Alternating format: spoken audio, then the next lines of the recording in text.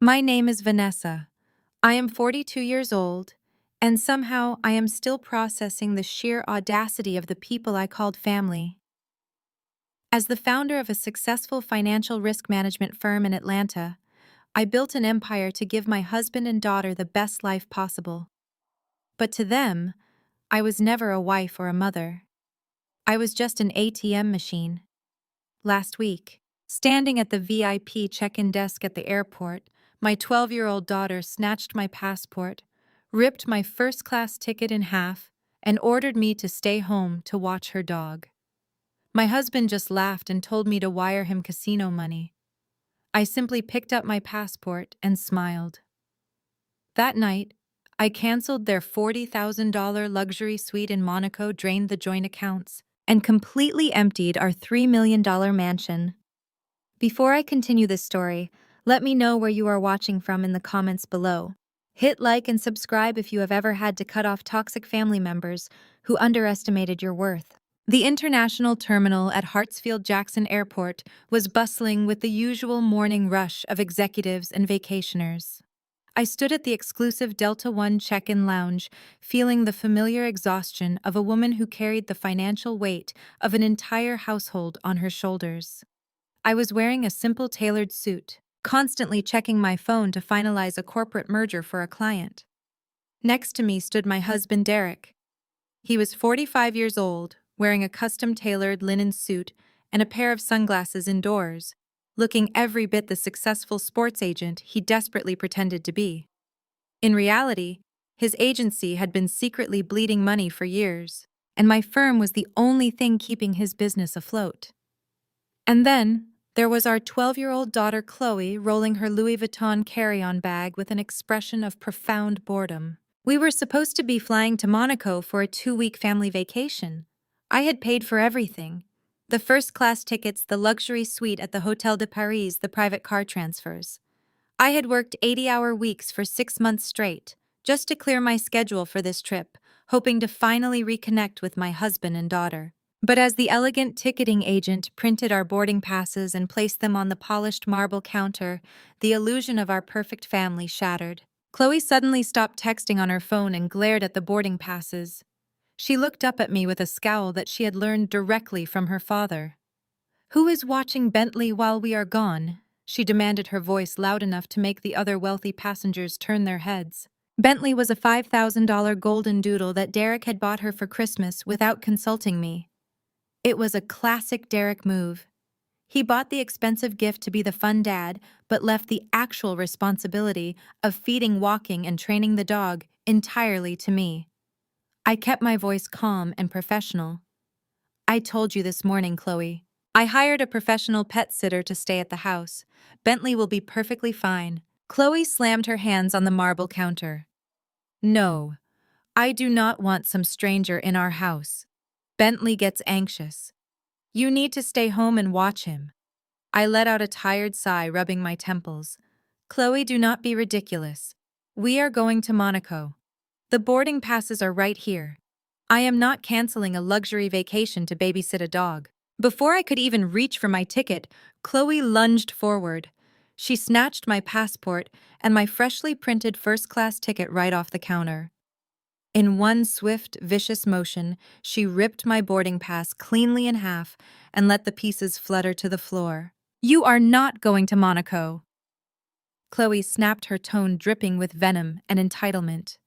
"You are staying home to take care of my dog. Dad says you just stare at spreadsheets all day anyway. He said he needs a real vacation, not a business trip with his ATM machine." The air in the VIP lounge seemed to evaporate. The ticketing agent froze, her eyes wide with shock. A heavy, suffocating silence fell over our section of the counter.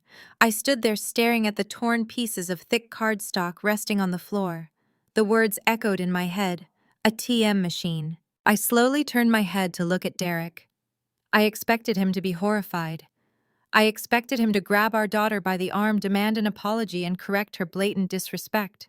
I expected him to be a father. Instead, Derek chuckled. He actually laughed. He adjusted his expensive sunglasses, leaned against the counter, and gave the ticketing agent a charming, unapologetic smile. You know how it is, he said smoothly, playing the role of the cool, indulgent father. The kid loves her dog. She gets severe separation anxiety. What can you do? Then Derek turned to me. There was no warmth in his eyes, only a calculating emptiness. He patted my shoulder like I was an employee who had just been dismissed for the day. Look, V, he said, using that patronizing tone he always used when he wanted something. Maybe it is for the best. You have been super stressed anyway, and you would probably just sit in the hotel room working while we are out enjoying the yacht parties. Why do you not just take an Uber home, hang out with the dog, and relax? Oh, and before you head back, wire an extra 20,000 into my checking account.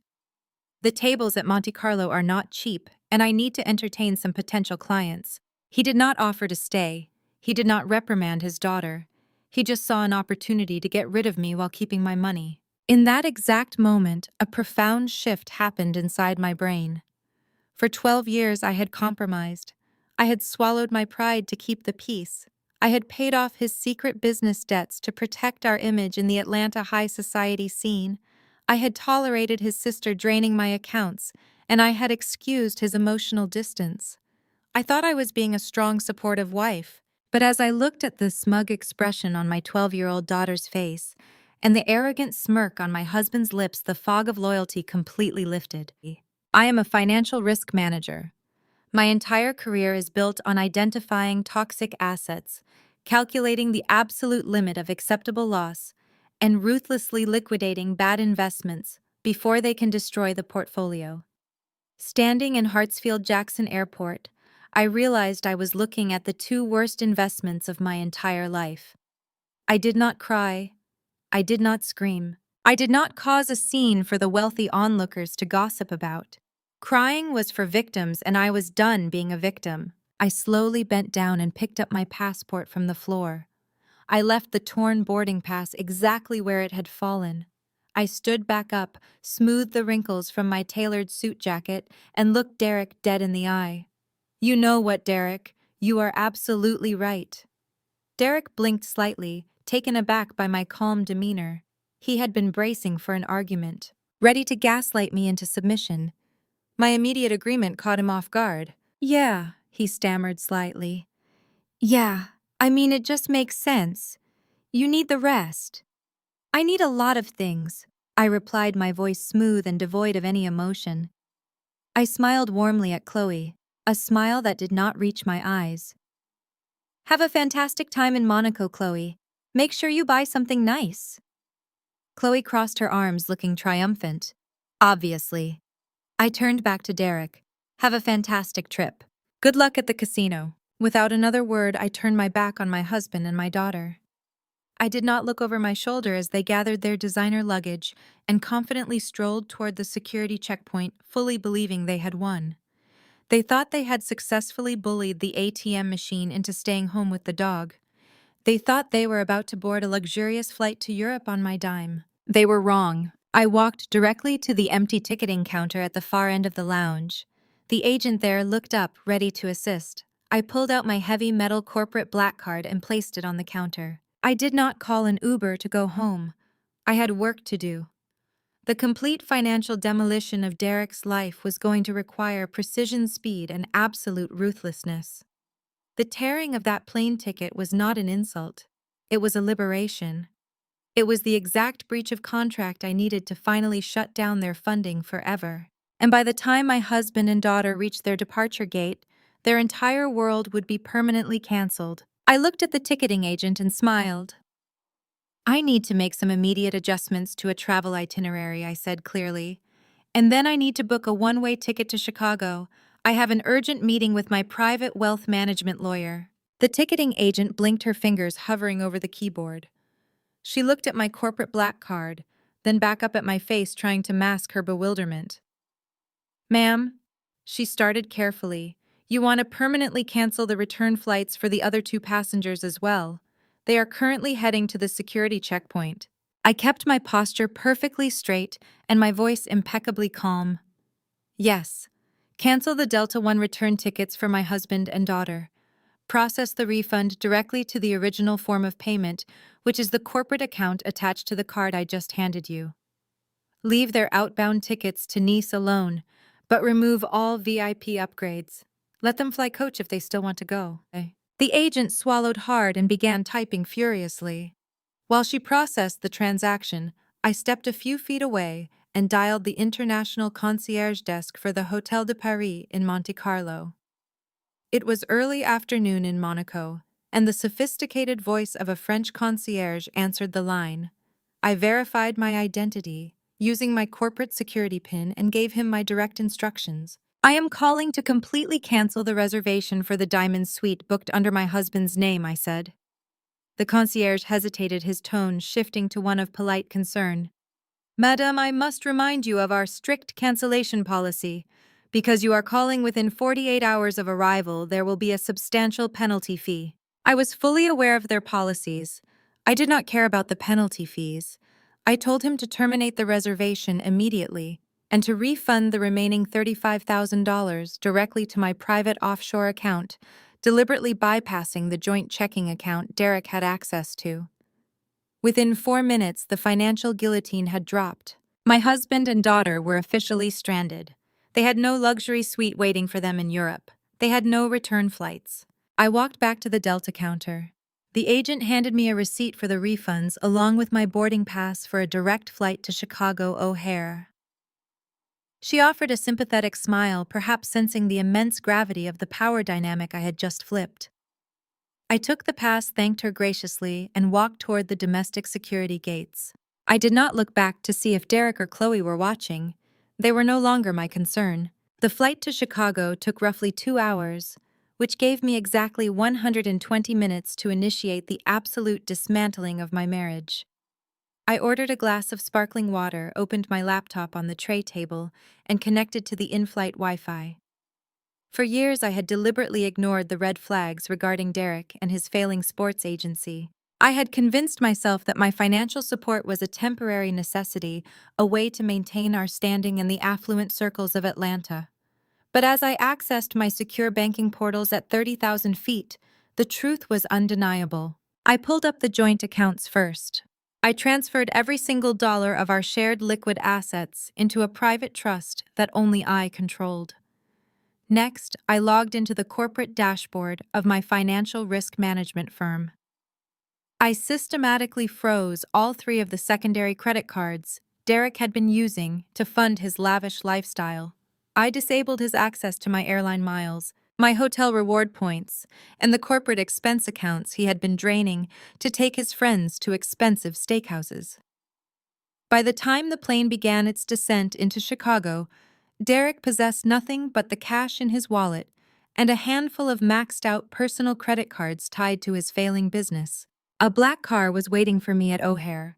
It took me directly to a high-rise building in the financial district where my private wealth management lawyer, a ruthless and brilliant man named Richard, had cleared his afternoon schedule for me.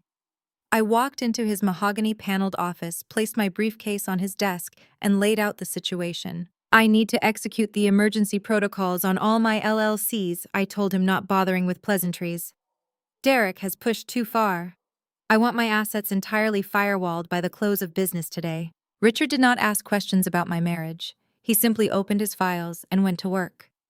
Over the next 3 hours, we legally severed Derek from any potential claim to my corporate earnings. But the most crucial move was regarding our primary residence. The sprawling $3 million mansion in Atlanta was not in Derek's name. I had purchased it through a subsidiary holding company 3 years ago when his credit score tanked due to his agency's secret debts. I was the sole legal owner. While Richard finalized the paperwork, I made one final phone call. I dialed the direct line of my executive assistant back in Atlanta. She was a fiercely loyal woman who knew better than to question my orders. I need you to contact the premium relocation service we use for corporate clients, I instructed her. Have them send their largest team to my house immediately. I want every single piece of furniture, every rug, every painting, and every electronic device packed up and moved to a secure, climate-controlled storage facility. They have 6 hours to leave the house completely bare.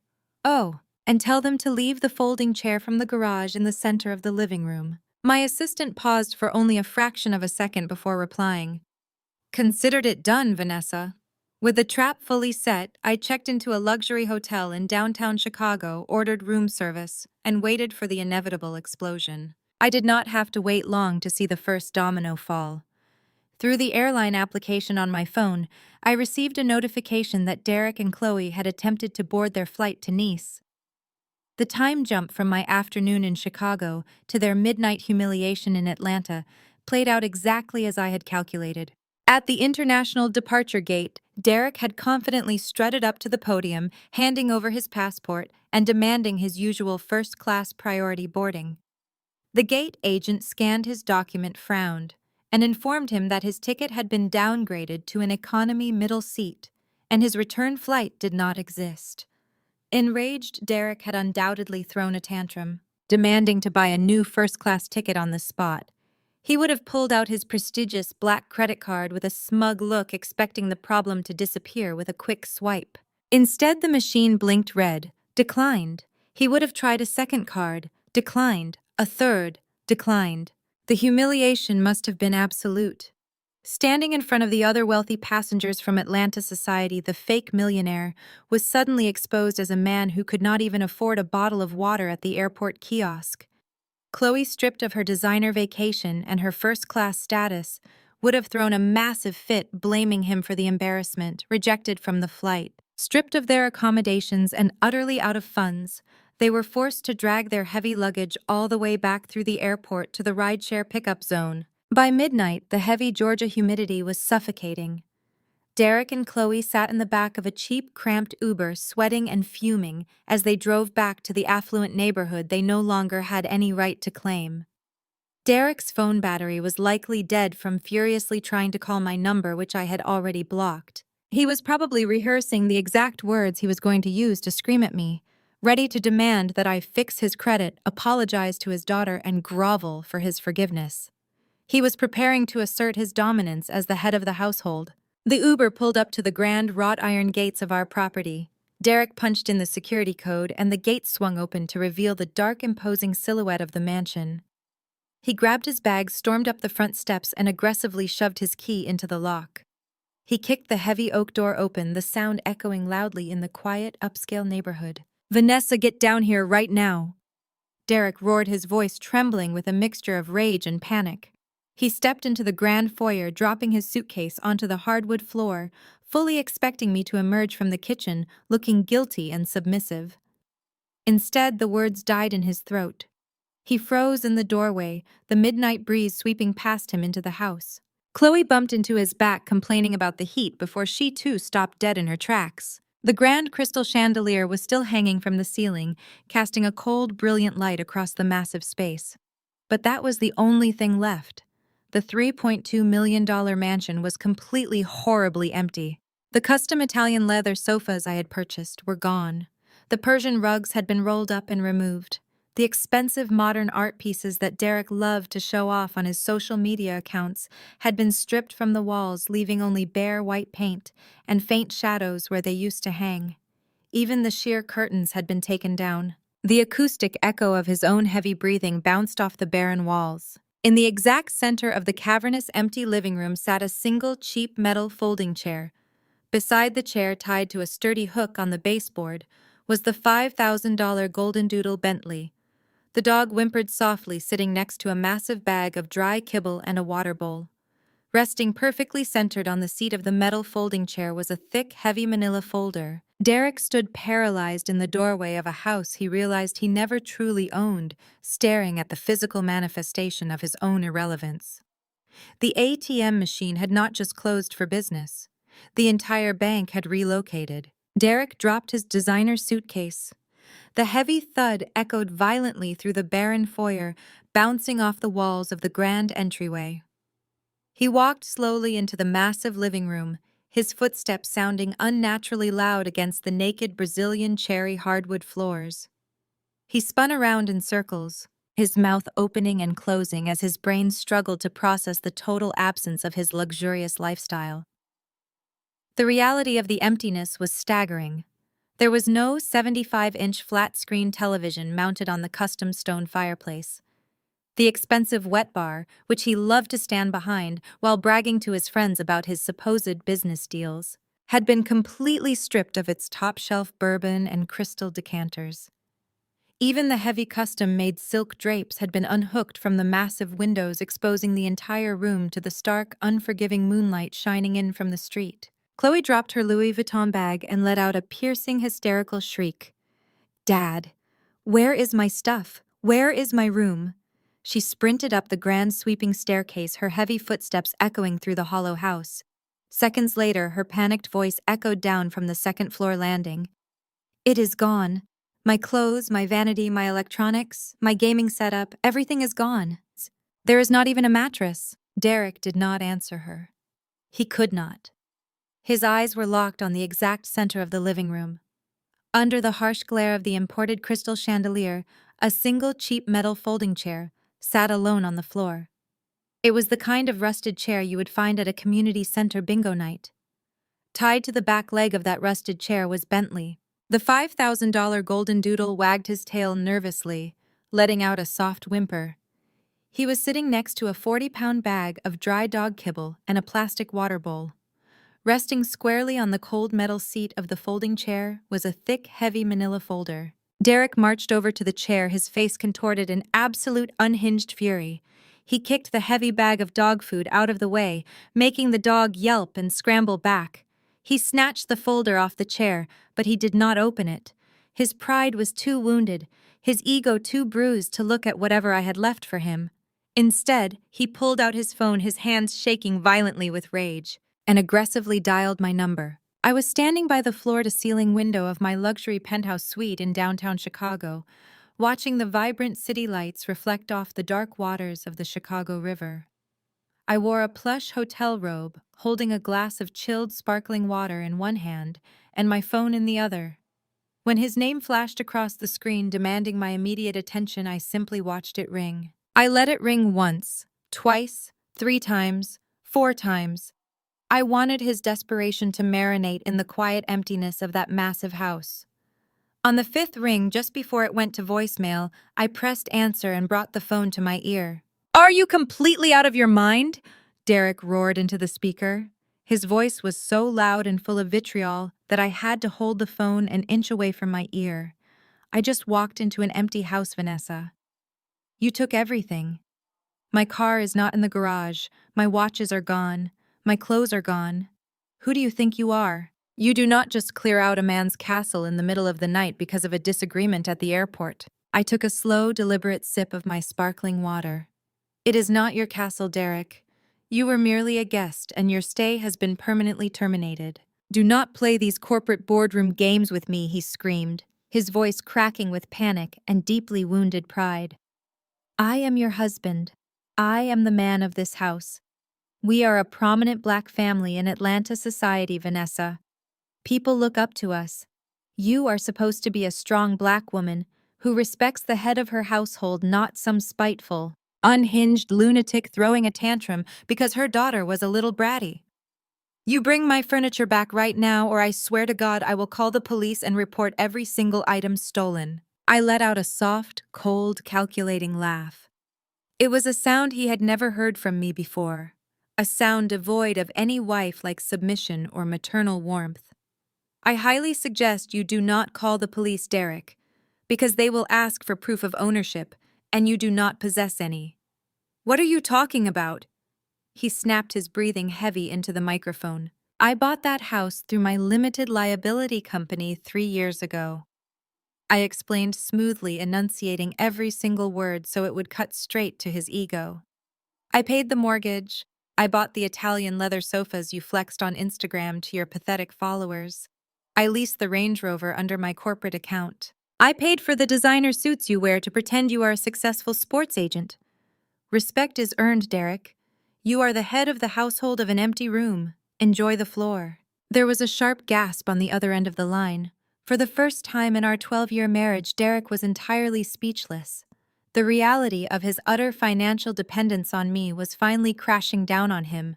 The illusion of his dominance was shattered. "Mom, is that Mom on the phone?" Chloe yelled in the background. Her voice was shrill, demanding and utterly clueless to the severity of the situation. "Tell her to bring my stuff back right now. I have a sleepover this weekend. She cannot do this to me." Make her fix it, Dad. Tell your daughter, I said, raising my voice just enough so Chloe could hear me clearly through the phone speaker, that the dog needs to be walked. Since she decided to violently tear up my plane ticket and stay home to take care of him, she can start by taking him out to the backyard. And she can sleep on the hardwood floor next to him tonight. You are a monster, Derek hissed, his voice dropping to a venomous whisper. You are actually a cold-blooded monster. You think this is funny. You think you can just blindside me with a divorce, strip my house bare, and take everything I have worked for. Who said anything about a divorce? I asked innocently. He scoffed loudly. Oh, do not play dumb with me, Vanessa. I see the folder sitting on the chair. I know exactly what this is. You left the divorce papers sitting right here for me to find like some dramatic movie villain. You think you are so smart. I walked over to the mahogany desk in my hotel room and sat down, opening my laptop. I am not a movie villain, Derek. I am a financial risk manager. And that is not a divorce petition. I highly suggest you open that folder and read the first page before you say another word to me. I heard the sound of the thick paper envelope tearing open. I heard the frantic rustling of heavy printed documents. Then I heard the silence. It was a thick, suffocating, terrifying silence that lasted for a full 60 seconds. I could practically hear his heart pounding through the cellular connection. What is this? Derek finally whispered. The booming confidence of the supposed head of the household was completely gone. His voice was hollow, trembling with a sudden icy terror. That, Derek, is your reality check, I told him. It is a 5-year forensic accounting audit of your sports agency. Every single ledger, every single hidden bank account, every single illegal loan you took out without my knowledge. He was hyperventilating now. The pages ruffled frantically as he flipped through the massive audit. Vanessa, where did you get this? How did you access my private servers? You hacked my business accounts. This is illegal. I ignored his pathetic accusations. Turn to page 42, I instructed him coldly. Read the highlighted section. I listened as he fumbled with the thick stack of papers. He was breathing heavily, almost choking on his own panic. You thought you were so clever. I continued, my voice steady, rhythmic, and unforgiving. You thought because I was busy working 80 hours a week to fund your lavish lifestyle, I was not paying attention to where the money was actually going. You claimed your agency was just going through a rough patch. You claimed your athletes were just late on paying their commission fees. But you have not signed a new athlete in 3 years, Derek. You have been living off fraudulent business loans secured against my company's assets. You forged my signature on corporate guarantees. Vanessa, please, he begged, his tone entirely shifting from arrogant rage to desperate, pathetic pleading. We can talk about this. We can fix this together as a family. You do not understand the pressure I was under to keep up appearances in our community. I had to look successful so we would be respected. I understand perfectly, I replied. Turn to page 42, Derek. He stopped shuffling the papers. I heard him swallow hard. Read it, I commanded. It is the offshore account, he whispered, his voice cracking, sounding like a terrified child. Speak up, I said. It is the offshore account in the Cayman Islands, he repeated louder, his voice breaking entirely. Yes, I said. The account you used to hide massive amounts of undeclared income from the Internal Revenue Service. The account you linked directly to my corporate routing numbers so that if you ever got caught by the federal government, I would go down as your financial guarantor. You were going to let me take the fall for your financial crimes. I did not mean to involve you, he cried out. I swear, I was going to pay it all back. I just needed one big score, one big client to clear all the debts. You have to believe me, I am your husband. I do not have to believe anything I said, feeling a massive surge of absolute power. That folder contains everything you have been hiding. The unpaid federal taxes, the defaulted loans, the secret credit cards you opened in my name. I know exactly how much you owe, and I know exactly who you owe it to. What do you want from me? He pleaded, his spirit entirely broken. Just tell me what you want. I will sign whatever you want me to sign. I will send Chloe to stay with my mother tomorrow morning. Just please, Vanessa, do not take this to the authorities. They will lock me up. My life will be over. I leaned back in my leather chair and looked at my reflection in the dark glass of the hotel window. What I want is for you to understand your exact position in this game. You are completely exposed. You have no money, no assets, and no leverage. As of tomorrow morning, your agency is bankrupt. As of right now, you are sleeping on an empty floor. Before he could utter another desperate apology, I pressed the red button and ended the call. I tossed the phone onto the desk. The first strike had been executed flawlessly. Derek was officially paralyzed by his own secrets, but I knew the peace would not last. Derek was a coward, and cowards always run to their enablers when they are cornered. He would not face me like a man. He would send the one person who had spent her entire life leeching off my success and defending his failures. Tomorrow morning, his sister Keisha was going to find out that she was next on the chopping block. The sun rose over the Atlanta skyline, casting a sharp golden glare across the floor to ceiling windows of my corporate firm. I arrived at the office promptly at 7 in the morning. I was dressed in a pristine charcoal blazer, holding a black coffee and operating on pure, unadulterated adrenaline. The satisfaction of the previous night had not faded. Instead, it had crystallized into a cold, hyper-focused energy. I sat behind my mahogany desk reviewing the final asset freeze confirmations sent over by my legal team in Chicago. Derek was completely locked out. Now it was time to sever the remaining parasites. At exactly 8:45, the secure glass doors of my reception area violently swung open. The sharp, aggressive clacking of designer heels echoed across the polished marble floor, followed by the frantic voice of the lobby security guard. I did not even look up from my laptop. I knew exactly who it was. Keisha, my 38-year-old sister-in-law, marched past my bewildered executive assistant and stormed directly into my office. Close behind her was Estelle, Derek's mother. Estelle was a woman who carried herself with the haughty entitlement of a Southern matriarch, demanding respect from everyone while quietly living off the financial grace of her daughter-in-law. Keisha was dressed head to toe in Gucci, carrying a Birkin bag that I had technically paid for.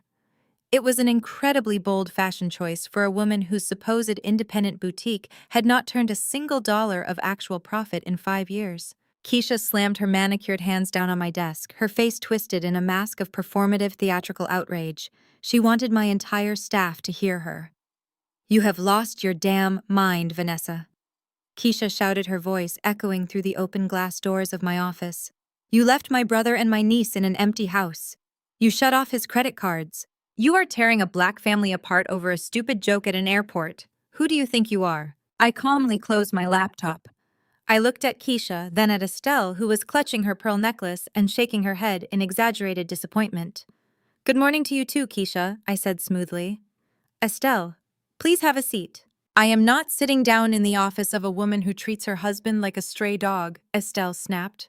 Her voice was dripping with that toxic generational guilt trip she had used to manipulate people her entire life. "A strong black woman holds her family together, Vanessa. She does not emasculate her husband in public.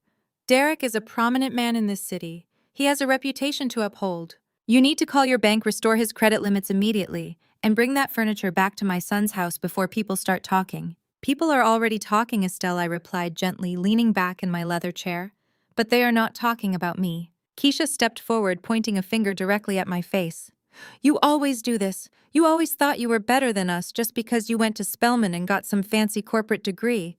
You look down on my brother because his business hit a rough patch. You think having money makes you a god, but you are just a bitter, controlling woman who cannot handle the fact that Derek is the real head of the family." I let her finish. I let her exhaust her rehearsed speech. I wanted her to feel incredibly confident, incredibly righteous, right before I pulled the rug out from under her entire existence. I pressed a button under my desk. The heavy electronic blinds on the glass walls of my office slowly lowered, plunging the room into a cool, private shade. My assistant quietly stepped out and pulled the double doors shut, locking them from the outside. Keisha and Estelle glanced around, a brief flash of uncertainty crossing their faces as the room darkened. Then I picked up a small remote control and pressed another button. The high-definition projector mounted on the ceiling whirred to life. A massive 10-foot wide spreadsheet illuminated the blank white wall behind me. Since you are so concerned about family unity and financial stability, Keisha, I said, standing up and walking over to the projected image, let us talk about your boutique fashion business. Keisha swallowed hard. Her aggressive posture faltered slightly. What does my business have to do with you throwing my brother out on the street? It has everything to do with it, I replied, picking up a laser pointer. 2 years ago, you came to me crying. You said you needed an influx of capital to launch your summer line. You gave me a passionate speech about supporting Black-owned businesses and keeping wealth inside our community, because I wanted to support my sister-in-law.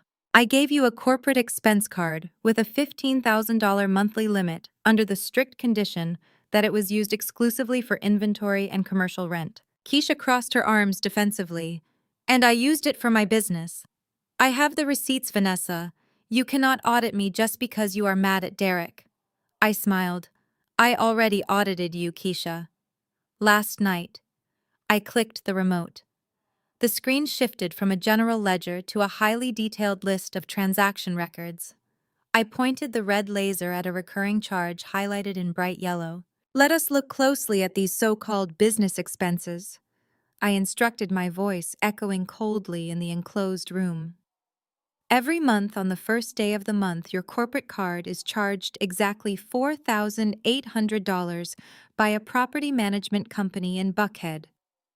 You categorize this in my accounting software as a warehouse storage fee for your excess inventory. Keisha's face completely drained of color.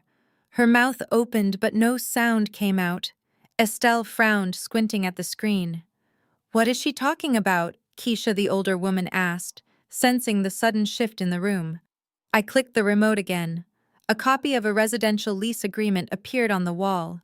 The signature at the bottom was Keisha's, but the listed occupant was someone else entirely. It is not a warehouse, Estelle, I explained, turning to face my mother-in-law. Keisha has not been storing clothes. For the last 24 months, Keisha has been using my money to pay the rent on a luxury penthouse condo in the most expensive neighborhood in Atlanta. Estelle looked confused. Keisha, why are you renting an apartment? You have a house. She is not renting it for herself, I said, delivering the fatal blow. I clicked the remote one final time. A photograph flashed onto the screen. It was an image pulled from a public Instagram profile. It showed a beautiful 24-year-old fitness model posing on the balcony of that exact Buckhead condo. In the reflection of the sliding glass door behind the girl, clear as day, was Derek. He was holding his phone, taking the picture. Estelle gasped, her hand flying to her mouth. She stumbled backward, bumping into one of the leather guest chairs. Keisha began to physically tremble. The designer handbag slipped from her shoulder and hit the floor. Vanessa, wait. She stammered, her tough exterior completely shattering. I can explain. It is not what it looks like. It is exactly what it looks like. I fired back, my voice slicing through the room like a scalpel. You stood in my lobby and screamed about me tearing a family apart. Meanwhile, you have been laundering my money to finance your brother's affair. You forged expense reports. You lied to my accounting department. You facilitated his cheating using the very credit card I gave you out of the kindness of my heart. Keisha took a step toward me, tears suddenly brimming in her eyes. Please, Vanessa, Derek begged me. He said he was going to lose her if he could not secure that apartment. He said he would pay me back the rent money from his agency's profits, but the profits never came. I was just trying to help my brother. I did not want him to be miserable. I stared at her with absolute disgust. You thought I was funding your boutique, but really I was paying to house the woman sleeping with my husband. You actively conspired to humiliate me. Estelle collapsed into the chair, clutching her chest. Lord have mercy, she whispered, the reality of her son's depravity finally breaking through her stubborn denial. Keisha, how could you do this? How could you lie to us? Do not act so shocked, Estelle, I snapped, turning my wrath onto her. You raised a man who feels entitled to everything and responsible for nothing. You taught him that women exist merely to serve his ego and clean up his messes. Keisha is just following the exact family dynamic you created. Well, the dynamic ends today. I walked back to my desk and picked up a heavy, legal-sized envelope. I walked over to Keisha and slapped it hard against her chest. She reflexively grabbed it, her hands shaking so violently she could barely hold it. "What is this?" she sobbed, mascara starting to run down her cheeks. "That is a draft of a federal lawsuit," I told her evenly. "By submitting false expense reports to my limited liability company across state lines, you have committed corporate wire fraud. You stole over $115,000 from me over the course of 2 years." Keisha let out a pathetic wail, dropping to her knees right there on my office carpet. "No. Please, Vanessa, I do not have that kind of money. I will lose everything. They will send me to prison. I have a daughter. Please do not do this to me. We are family. Black women are supposed to protect each other." "You stopped being my family the moment you signed that lease," I whispered, leaning down so I was eye level with her. "I am giving you exactly 24 hours to pack your bags and move out of the property you currently own, because my lawyers are putting a lien on it by tomorrow morning. If you try to hide any assets, or if you even think about warning Derek about the IRS audit I initiated last night, I will send this file straight to the FBI field office here in Atlanta." I stood back up and walked over to the door. I unlocked it and pulled it open, gesturing to the hallway. "Now get out of my office," I commanded. "Both of you, take your Gucci bag and your fake outrage and leave." Estelle practically dragged Keisha off the floor. The two women who had stormed in like conquering queens just 15 minutes prior, now shuffled out of my office like terrified refugees. Keisha was openly sobbing, clutching the lawsuit to her chest, while Estelle kept her head bowed in absolute shame. I watched them walk toward the elevators. I felt no pity. I felt no remorse. I returned to my desk, poured myself a fresh cup of coffee, and checked my phone. Right on schedule, a notification popped up on my screen. Derek was live on social media. He was sitting in the empty living room, tears streaming down his face, holding a phone out to record himself. The true manipulation was about to begin. The true manipulation was about to begin. I sat back in my leather chair, placed my coffee mug on the desk, and turned up the volume on my phone. Derek was broadcasting live on Instagram and Facebook simultaneously. He had purposefully positioned his phone on the floor so the camera captured the vast, echoing emptiness of our grand living room. He was sitting cross-legged on the bare hardwood next to that cheap metal folding chair, pulling Bentley the Golden Doodle into his lap to maximize the visual sympathy factor. He was dressed in a wrinkled, faded t-shirt, his eyes red and puffy-looking, disheveled and completely devastated. It was an Oscar-worthy performance designed specifically to assassinate my character. "My name is Derek," he started, his voice cracking with heavily rehearsed emotion. "And I am speaking to you today as a broken man. A broken father. Last night, my wife, a woman I have loved and supported through thick and thin for 12 years, completely abandoned her family. She waited until my daughter and I were standing at the airport, heading to what was supposed to be a bonding family vacation, and she canceled our tickets. She stranded us. And while we were scrambling to find our way home, she hired a professional moving crew to completely empty our house. She took the beds, she took the dining table, she left my 12-year-old daughter with nothing but a metal chair and a bag of dog food. The viewer count on the live stream was skyrocketing with terrifying speed. 5,000, 10,000, 50,000 viewers. People love a tragic downfall, especially when it involves wealthy, prominent figures in the Atlanta social scene. The comments were pouring in like a toxic tidal wave. People I did not even know were calling me a monster, a raging narcissist, and a bitter career woman who placed corporate greed over motherhood. Then Derek played his ultimate card. He panned the camera over to Chloe. My 12-year-old daughter was sitting on the floor, hugging her knees tightly to her chest.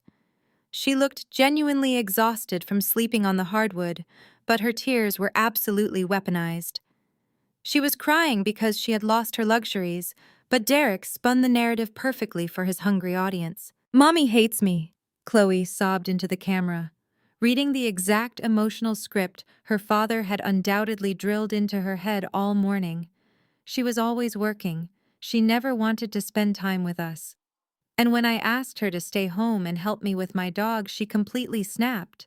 She took my designer clothes. She took my gaming computer. Dad says she even emptied my college fund so I cannot go to school. I did not touch her college fund.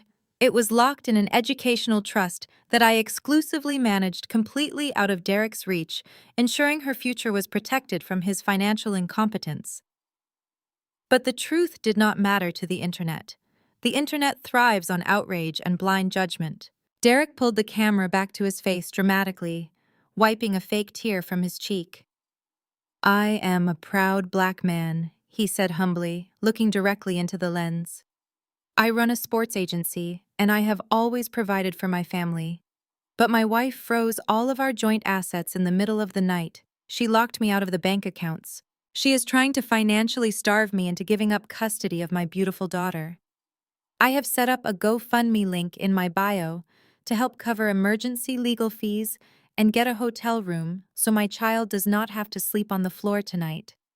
Anything helps. Please pray for us." I watched the GoFundMe tracker on my secondary monitor. It was updating in real time. In less than 20 minutes, sympathetic strangers and gullible followers had donated over $40,000. Derek was actively attempting to crowdfund his way out of the financial grave I had just dug for him. He thought public pressure would force me to fold. He thought I would be absolutely terrified of the social stigma of being labeled a toxic, abusive mother in our community. My office phone rang violently, breaking the heavy silence of the room. It was the internal line. My executive assistant sounded genuinely panicked.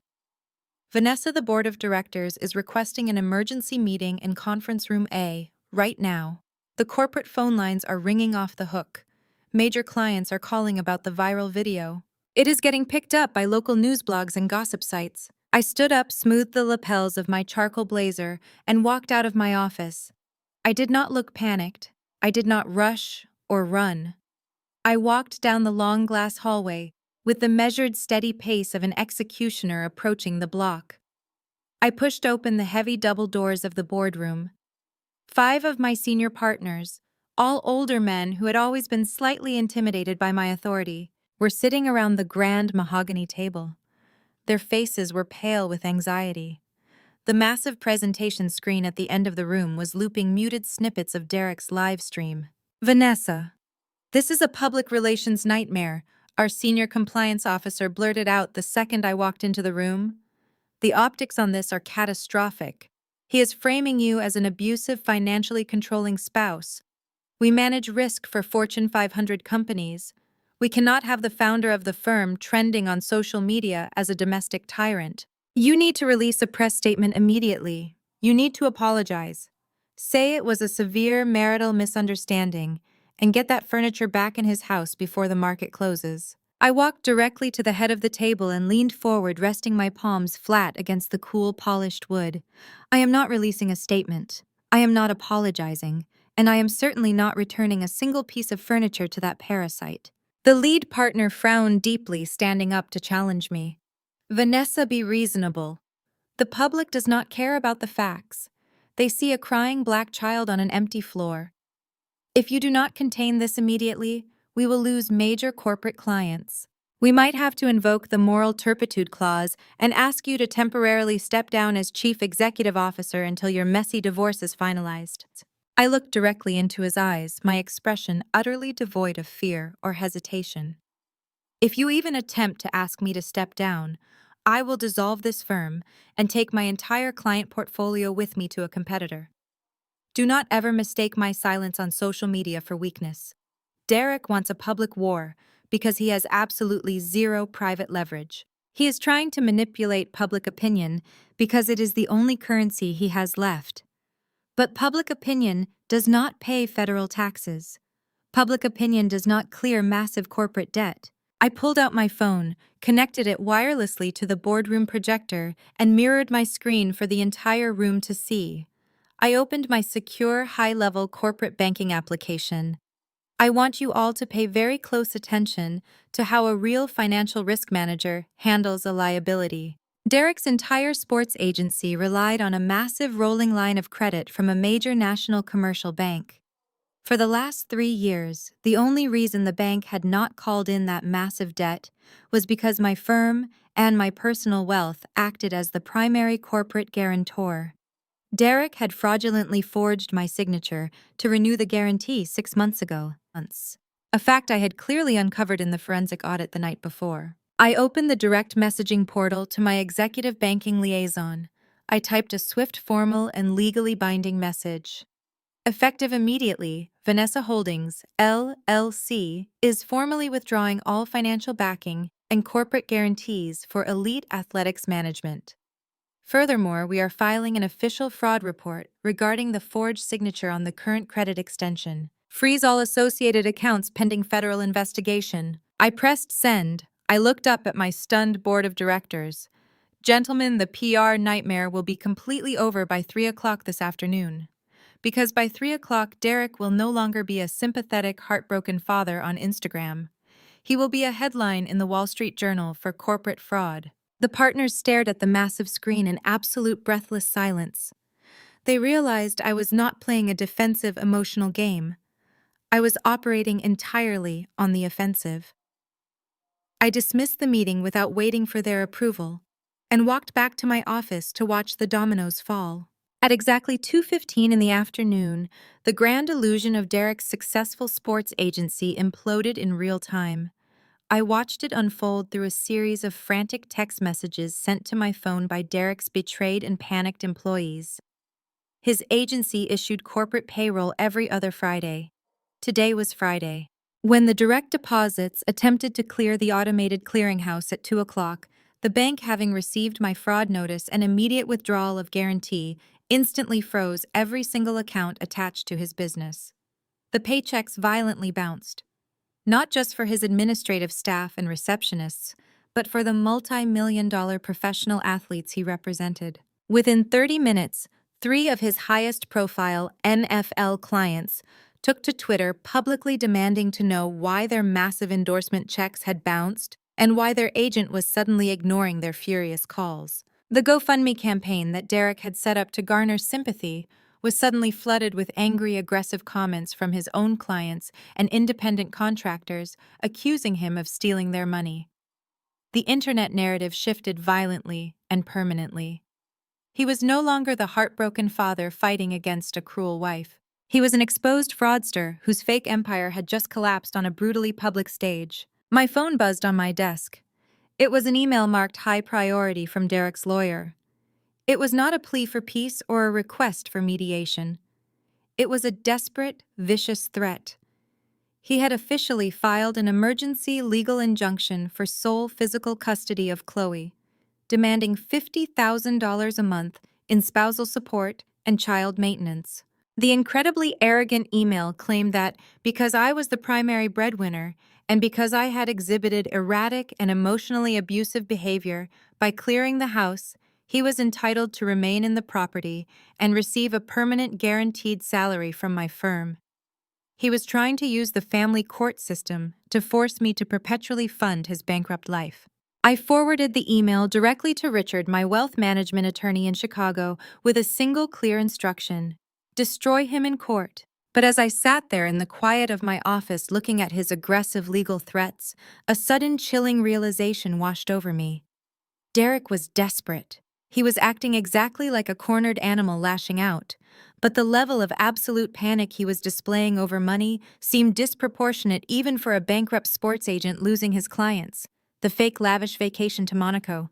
The specific demanding request that I wire him $20,000 in cash for the Monte Carlo casino right before he left. The absolute unhinged rage when I canceled the trip and grounded him in Atlanta. It did not make sense. Why was he so desperately obsessed with getting to a European tax haven when his domestic business was actively, visibly collapsing? I opened the thick forensic accounting file I had brought back from Chicago. I flipped past the domestic checking accounts, past Keisha's fraudulent luxury condo lease, and dug straight into the encrypted offshore routing numbers my team had decrypted. I needed to know exactly what was waiting for him in Monaco, and what I found on page 72 made my blood run absolutely cold. The true scale of his betrayal was far darker and infinitely more dangerous than infidelity or bad business. Page 72 of the forensic audit was not a standard ledger. It was a highly encrypted communication log and a series of offshore wire transfers that Richard's team had managed to unearth from Derek's hidden servers. The numbers painted a terrifying picture. Derek was not simply a failing sports agent making bad investments. He was a desperate man in bed with a highly organized, international sports betting syndicate. Over the past 3 years, to fund his fake lifestyle and keep up appearances in the affluent, highly competitive circles of Black Atlanta society, he had taken massive illegal loans from these dangerous people. He owed them exactly $5 million. The syndicate was demanding clean money. Monaco was not a family vacation, it was the drop point. The Hotel de Paris and the Monte Carlo casinos were the perfect cover for high-level international money laundering. But Derek did not have $5 million of clean money. I did. And he had forged my signature on documents preparing to transfer that exact amount from my corporate holdings to the casino under the guise of high roller gambling losses. But to finalize the transfer without triggering international money laundering alarms, he needed me physically present in Monaco. He needed my face on the casino cameras. And he needed my actual fingerprint on the authorization forms. He was going to drug me or manipulate me or forge my credentials while I was sleeping in that luxury suite.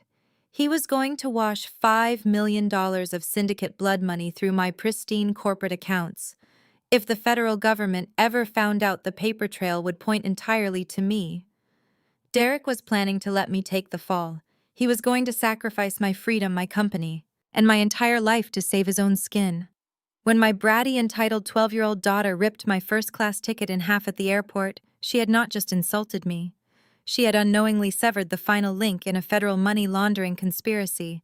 Her temper tantrum had literally saved me from a 20-year sentence in a federal penitentiary. While I sat in my office absorbing the terrifying reality of his criminal plot, Derek was doubling down on his public smear campaign.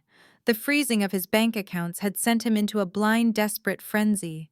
Because he could no longer access the offshore money the syndicate was undoubtedly breathing down his neck, he needed cash immediately. And he decided the fastest way to extort me was to escalate the social media war into the mainstream press. The next morning, Derek appeared on a highly syndicated urban morning radio show broadcasted across Atlanta. He had dragged Chloe into the studio with him.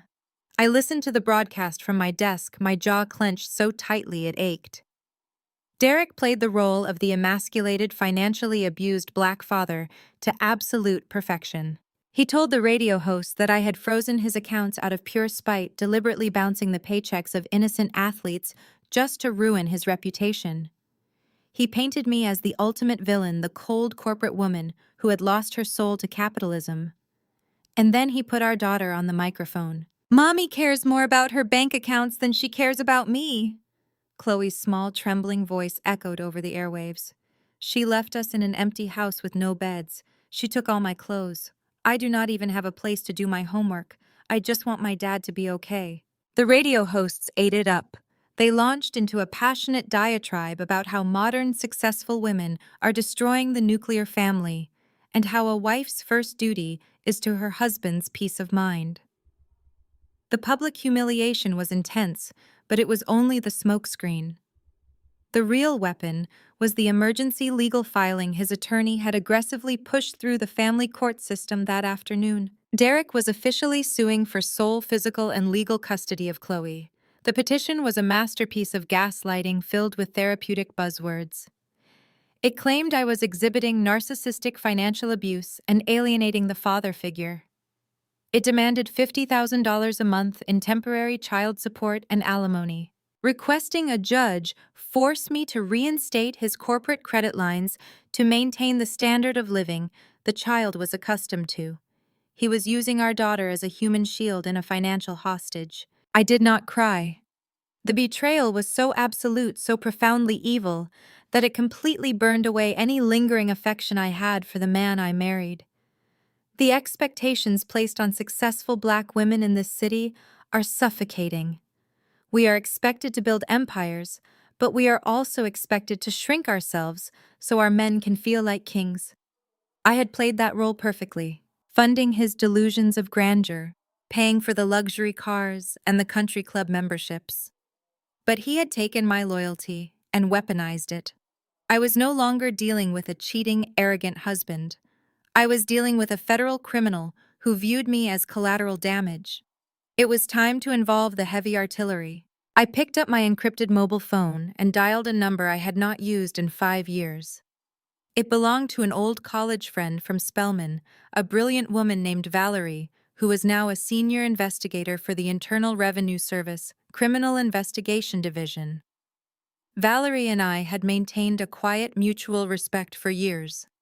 When she answered, I did not exchange pleasantries. I have a $5 million offshore money laundering file tied to an illegal sports betting syndicate, I told her, and I can hand you the primary facilitator on a silver platter. Over the next 2 hours, Valerie and I formulated a flawless, ironclad sting operation. The federal government had been trying to build a case against this specific betting syndicate for years, but they lacked the domestic financial links. I had the entire paper trail sitting on my desk. But to arrest Derek without triggering a prolonged, messy legal battle where he could destroy evidence or flee the country, we needed him totally off guard. We needed him arrogant, triumphant, and publicly visible. Derek's sports agency hosted an annual charity gala every spring. It was a massive, highly publicized event at one of Atlanta's most exclusive hotels, designed to showcase his high-profile clients and attract new investors. The gala was scheduled for this coming Friday. It was his last desperate attempt to project success and secure emergency funding from wealthy donors to pay off his syndicate debts. It was the perfect stage for an execution. I picked up my personal phone and unblocked Derek's number. I needed him to believe that his aggressive social media campaign and his terrifying custody threats had finally broken my spirit. I typed a message carefully calibrated to feed his massive, fragile ego. Derek, you win.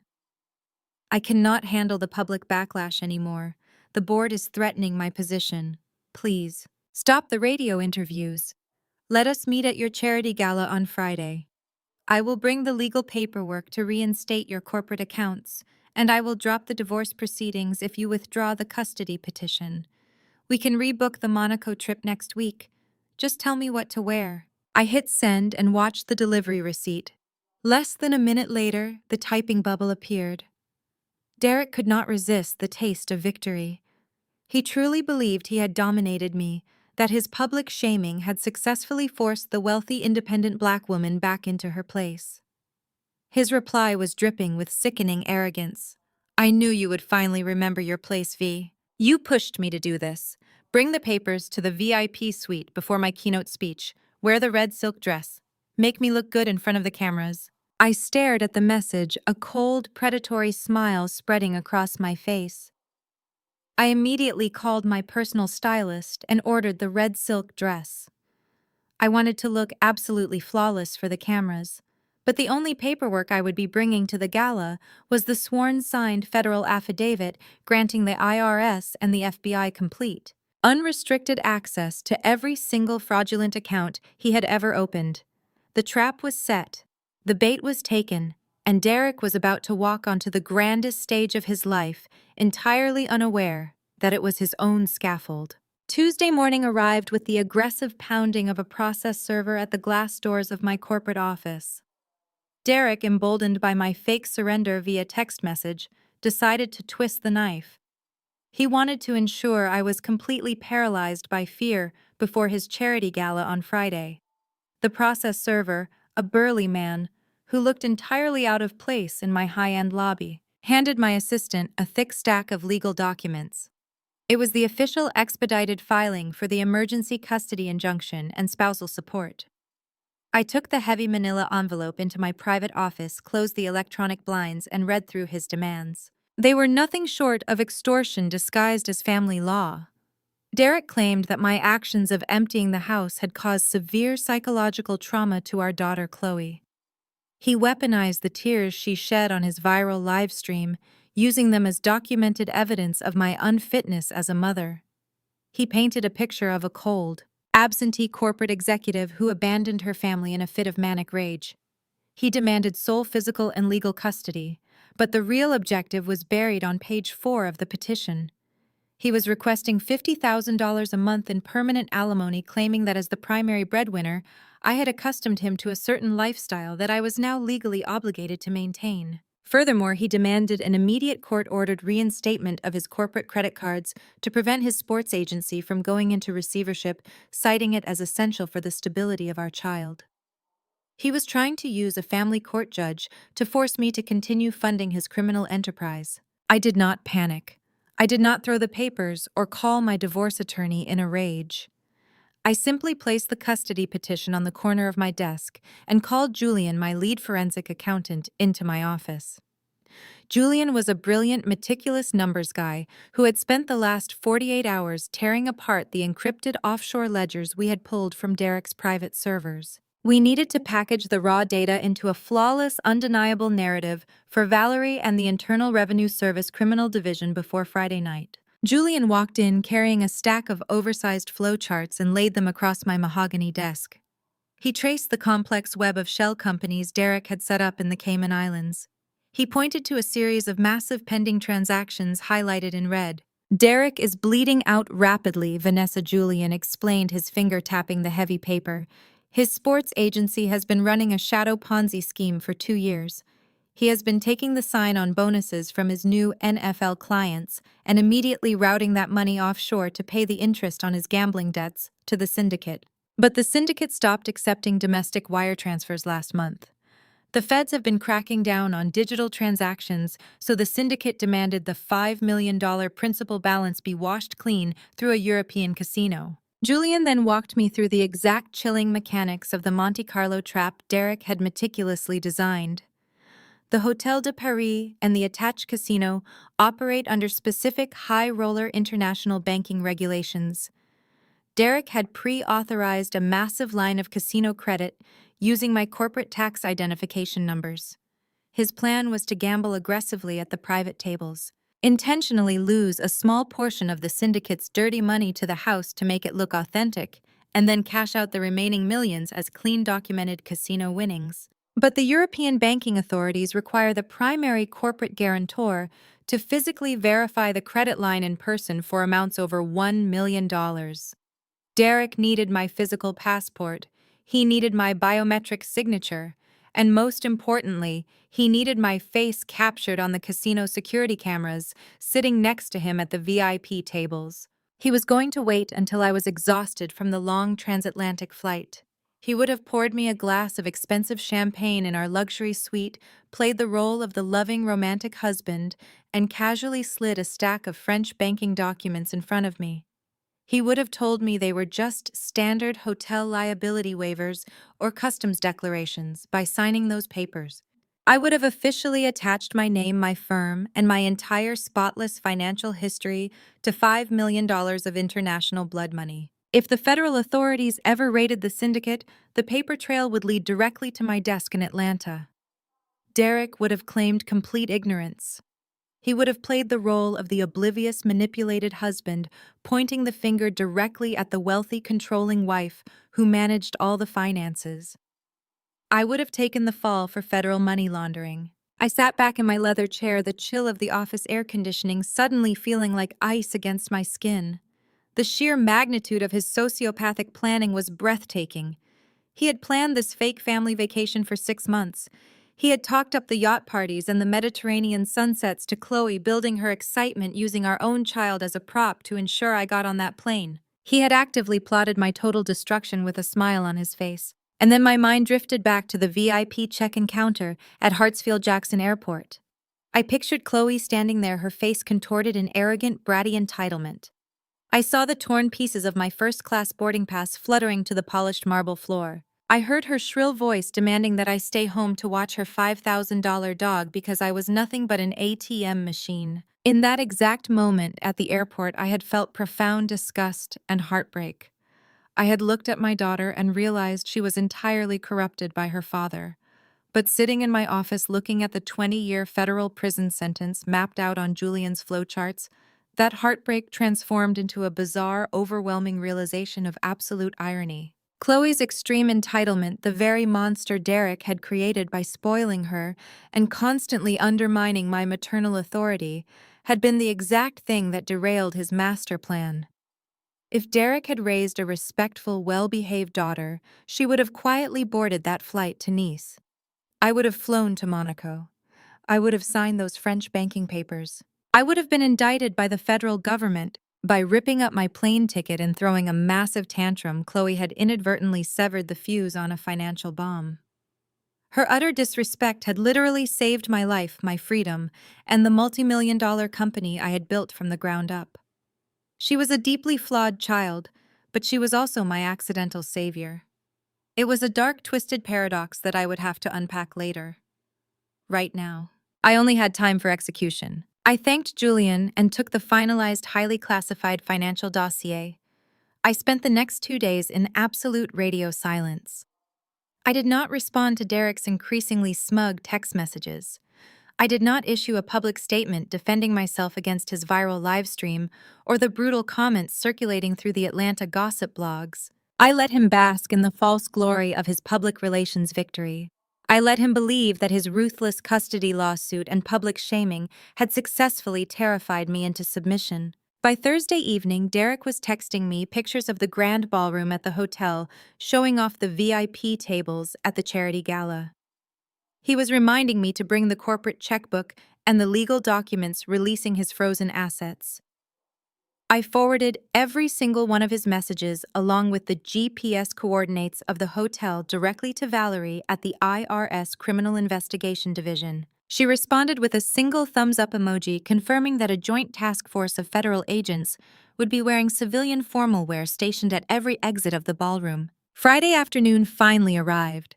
I left the corporate office early and went back to my penthouse hotel suite in Buckhead. My personal stylist had delivered the red silk dress I requested. It was a masterpiece of haute couture design.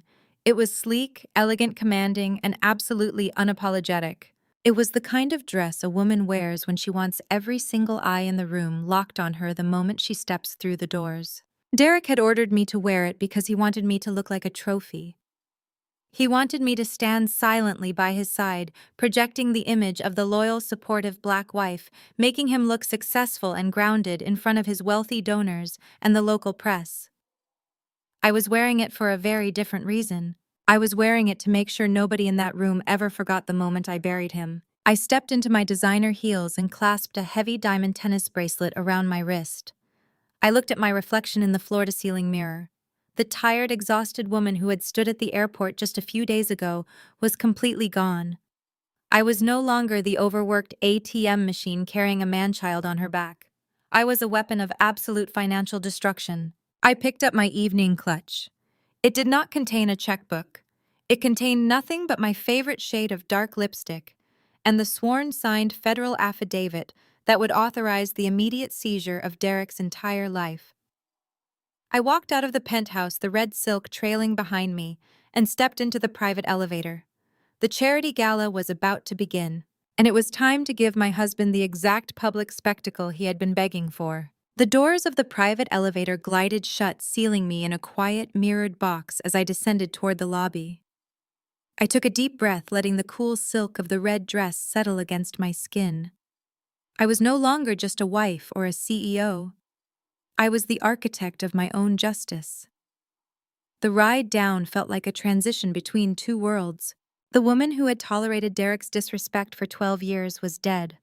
The woman stepping out of the elevator was entirely ruthless. I handed my keys to the valet outside the grand entrance of the hotel. The charity gala was already in full swing. Valets were rushing to park a parade of luxury SUVs and imported sports cars. The red carpet was rolled out, flanked by local press photographers and minor social media influencers looking for a photo opportunity. This was Derek's element. He thrived on the flashing bulbs and the superficial air kisses of high society. As I walked through the towering glass doors and handed my coat to the attendant, the sheer scale of his delusion became apparent. The grand ballroom was dripping in crystal chandeliers and towering arrangements of white orchids. Waiters in crisp tuxedos circulated with silver trays of champagne and expensive appetizers. Derek had spared absolutely no expense, likely using the last remaining fumes of his stolen credit to fund this massive masquerade. He needed this room to be breathtaking so he could believe he was invincible. The moment I stepped past the velvet ropes and entered the main ballroom, the atmospheric shift was immediate and palpable. The loud buzzing chatter of 500 wealthy guests began to drop section by section like a wave of sudden gravity. Heads turned. Glasses paused halfway to lips. The viral livestream had done its job perfectly. To almost everyone in this room, I was the villain. I was the heartless corporate ice queen who had abandoned her family, traumatized her daughter, and financially castrated a good, hardworking man. I felt the heavy, judgmental stares burning into my back, but I kept my posture impossibly straight. I did not avert my eyes. I walked through the crowd with the slow, measured grace of a predator. Out of the corner of my eye, I spotted my mother-in-law Estelle and Keisha huddled near a lavish ice sculpture. Keisha was wearing an ill-fitting designer gown, clutching a cocktail glass so tightly her knuckles were white. When she saw me, her face drained of all color. She knew about the federal lawsuit sitting on her kitchen counter. She knew I had the power to destroy her life with a single phone call. She quickly turned her back, pretending to be deeply engrossed in a conversation, terrified that I might expose her right there. Estelle simply glared at me with pure, unfiltered hatred, wrapping a protective arm around Chloe, who was sitting at a VIP table looking bored and scrolling on her phone. Then the crowd parted and Derek appeared. He was wearing a custom Tom Ford tuxedo that I had paid for. His smile was blinding, weaponized for the cameras flashing around us. He walked toward me with his arms wide open, playing the role of the forgiving, magnanimous husband who was graciously welcoming his erratic wife back into the fold. Vanessa, he projected his voice loudly so the surrounding guests and reporters could hear. You look absolutely stunning. I am so glad you decided to do the right thing and come home to us. He wrapped his arms around me, pulling me into a tight, suffocating embrace. For the cameras, it looked like a beautiful reconciliation. But as his mouth brushed against my ear, his voice dropped to a vicious, venomous whisper. You actually showed up, he sneered softly, his grip tightening around my waist to the point of pain. I knew you did not have the stomach for a public war. Where are the papers, V? Hand over the corporate checkbook and the asset release forms right now, or I swear to God I will march Chloe up to that microphone and have her tell this entire room how you used to lock her in closets. My blood turned to ice at the sheer depravity of his threat. He was willing to fabricate severe child abuse allegations on a live microphone just to secure his offshore money. He was truly a monster without a bottom. I pulled back from his embrace, keeping a serene, manufactured smile on my face for the onlookers.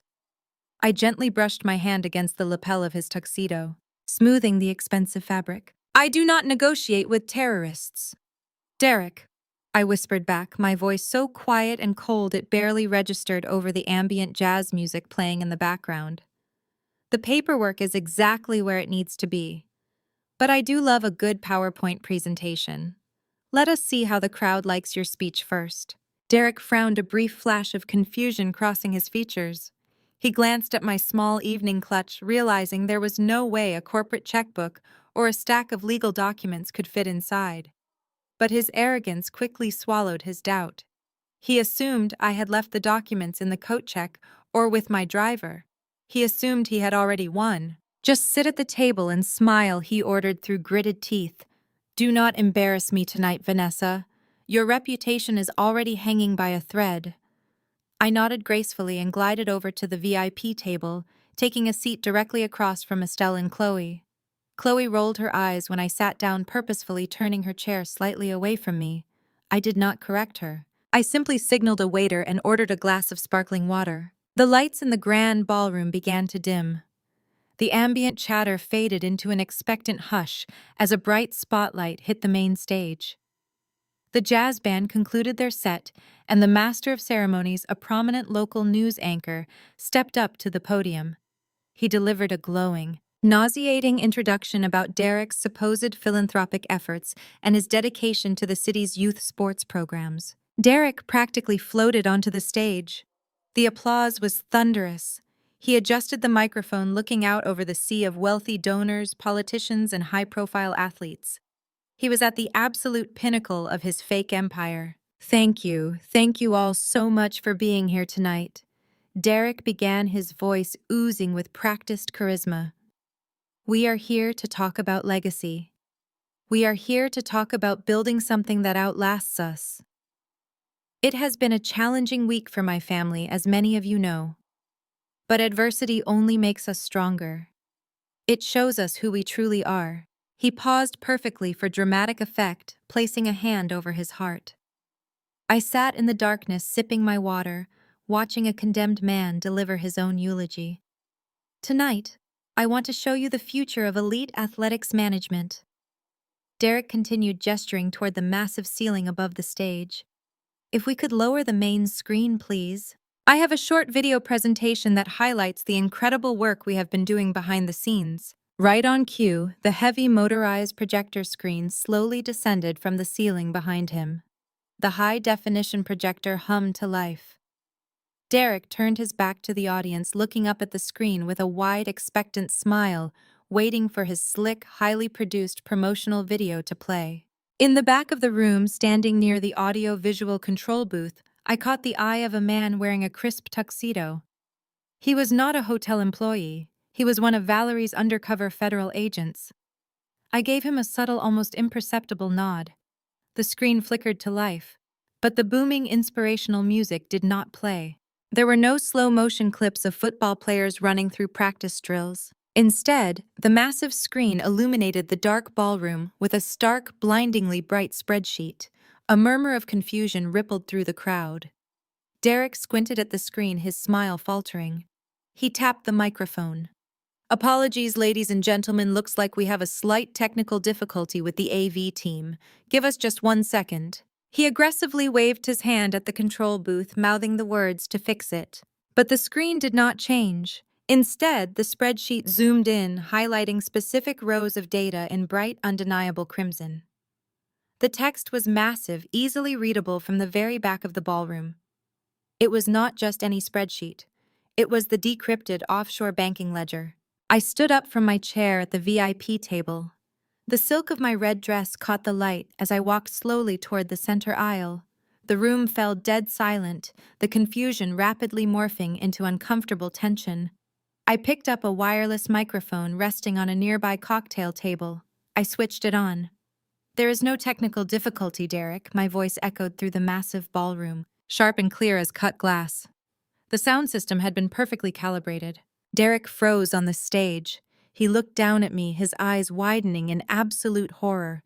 "Vanessa, what are you doing?" he hissed, trying to cover the microphone on his podium, but his voice still bled through the speakers. "Sit down." I ignored him. I turned to face the 500 guests, my gaze sweeping across the faces of the city's elite.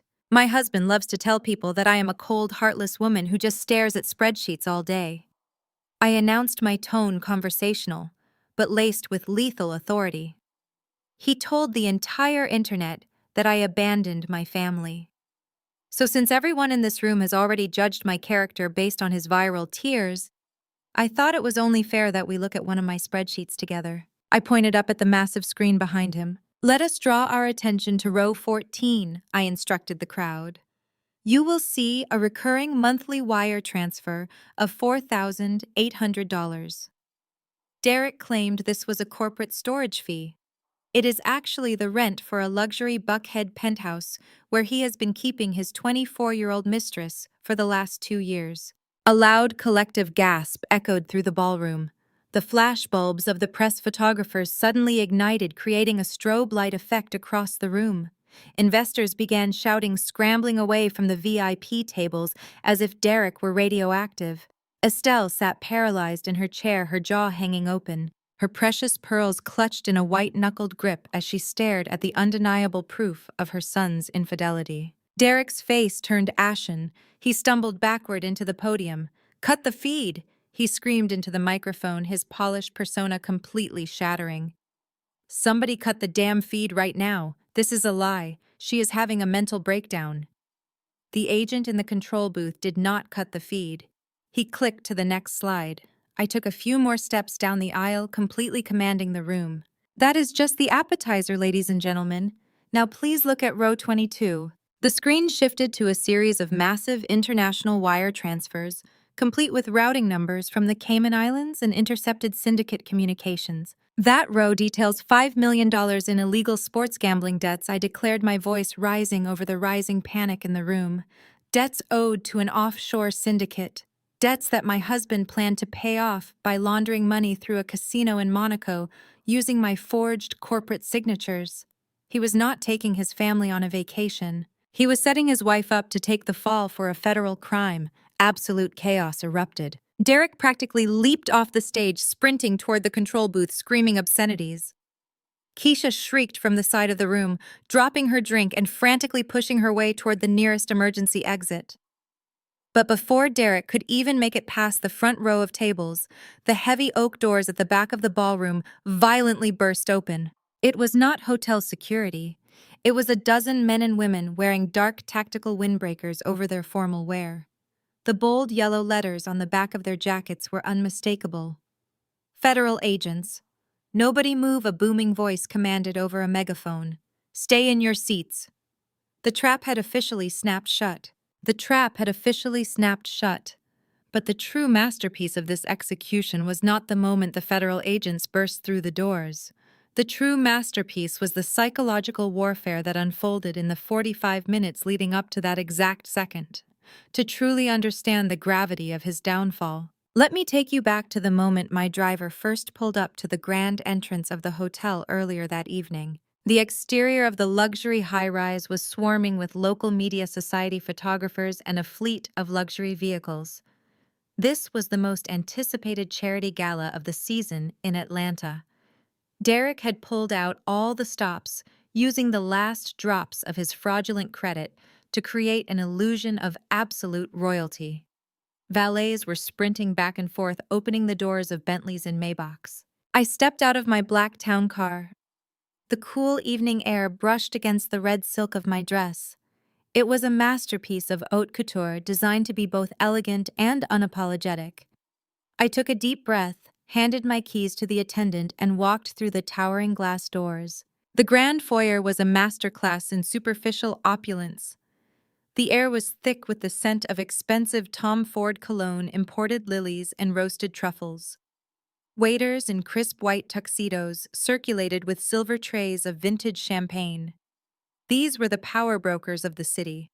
Corporate CEOs, local politicians, real estate moguls, and high-profile professional athletes mingled under the massive crystal chandeliers. And right in the center of it all was Derek. He was playing the triumphant king to absolute perfection. He was wearing a custom-tailored velvet tuxedo that hugged his frame, a charismatic smile plastered across his face. He held a glass of champagne in one hand, and with the other, he was parading our 12-year-old daughter around like a prized prop. Chloe was wearing a designer gown, looking overwhelmed but soaking in the attention. Derek was introducing her to potential investors, painting a sickening picture of the resilient, devoted single father fighting to keep his family afloat after his wealthy, heartless wife abandoned them in the middle of the night. Every time a press camera flashed, he would lean down and kiss Chloe on the forehead. The hypocrisy was so thick I could practically taste it. As I entered the main ballroom, the atmospheric shift was immediate and undeniable.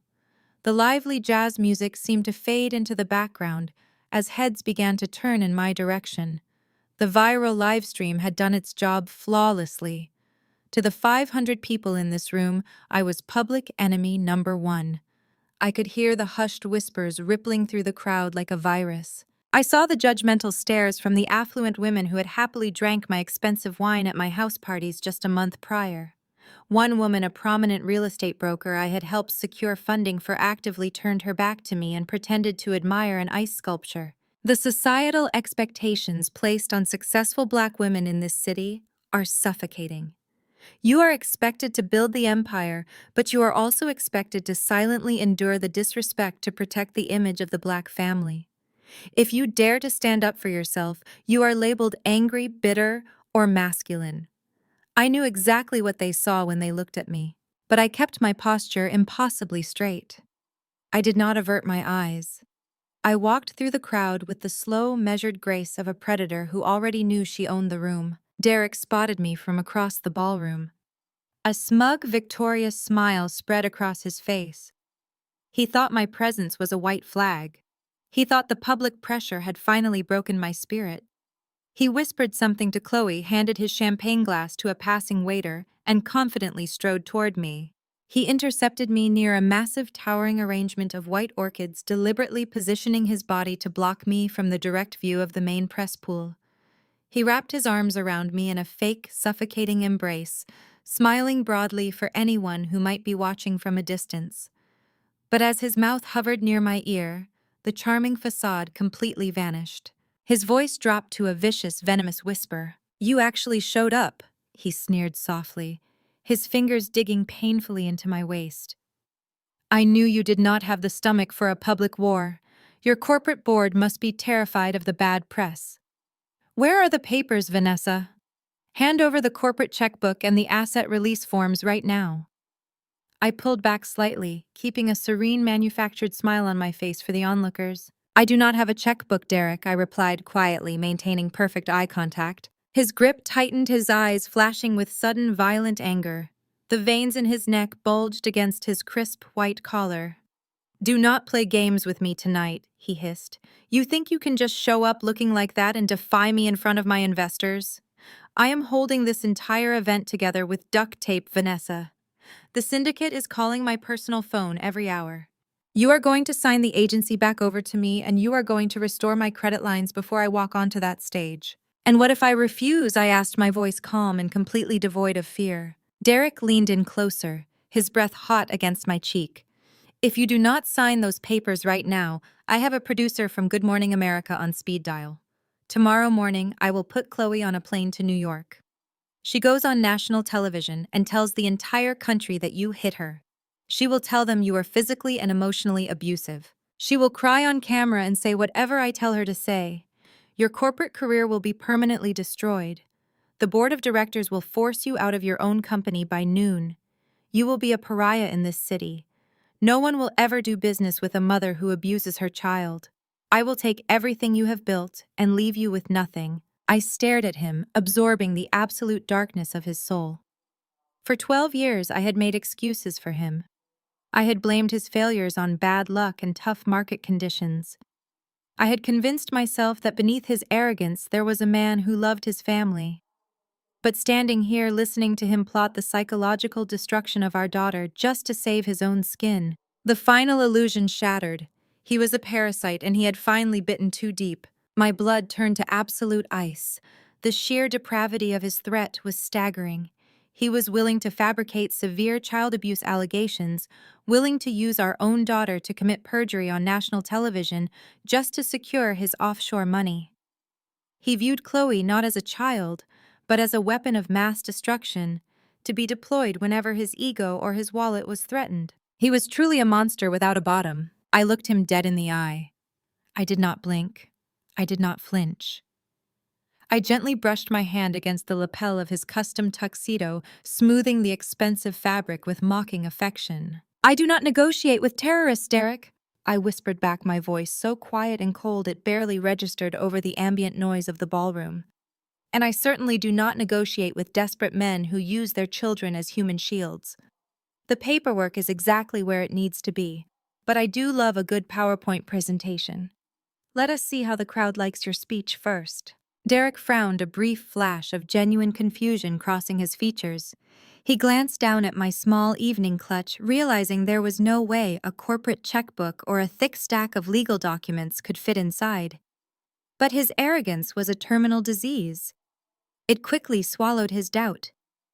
He assumed I had left the documents in the coat check or with my driver outside. He assumed he had already won the psychological war, and I was just trying to save face in my final moments of defiance. "Just sit at the VIP table and smile," he ordered through gritted teeth, stepping back and resuming his fake charismatic posture. "Do not embarrass me tonight, Vanessa. Your reputation is already hanging by a thread." I nodded gracefully and walked away, taking my seat at the front table. Chloe was sitting there glaring at me. She crossed her arms and pointedly turned her chair away. I did not say a word to her. I simply signaled a waiter and ordered a glass of sparkling water. I scanned the perimeter of the room, mingled among the waiters and the guests. I spotted 3 men and 2 women wearing crisp tuxedos and evening gowns who did not quite fit the high society mold. They were Valerie's undercover federal agents quietly moving into position by the emergency exits. The lights in the grand ballroom began to dim, plunging the wealthy audience into an expectant hush. The master of ceremonies, a prominent local news anchor, stepped up to the podium. He delivered a glowing, nauseating introduction about Derek's supposed philanthropic efforts, praising his dedication to the city's youth sports programs and his resilience as a father. Derek practically floated onto the stage. The applause from the crowd was thunderous. He adjusted the microphone, looking out over the sea of wealthy donors. He delivered a passionate, perfectly rehearsed speech about legacy family and overcoming adversity. He played the victim perfectly, soaking up the sympathy of the elite society that had gathered to support his fraudulent empire. He spoke about the importance of trust and integrity in the sports management business. The irony was so sharp it could draw blood. As he finished his closing remarks, the crowd erupted into a standing ovation. Derek smiled, soaking in the adulation. Then he turned his back to the audience and faced the massive motorized screen behind him. He raised his hand and confidently signaled the audio-visual technician in the control booth to play his highly produced promotional video. The heavy white screen slowly descended from the ceiling, casting a pale glow over the stage. The high-definition projector hummed to life. The entire ballroom fell completely silent, waiting for the inspirational music to begin. The screen flickered brightly in the darkened room, but the booming music never started, and it was definitely not his video. Instead, a blinding white light washed over the stage, projecting a massive high-definition spreadsheet across the 20-foot display. The stark contrast of black grids and bright red highlighted rows illuminated Derek's shocked face. The document was meticulously organized, featuring the unmistakable watermarks of international banking institutions and a digital trail of encrypted wire transfers.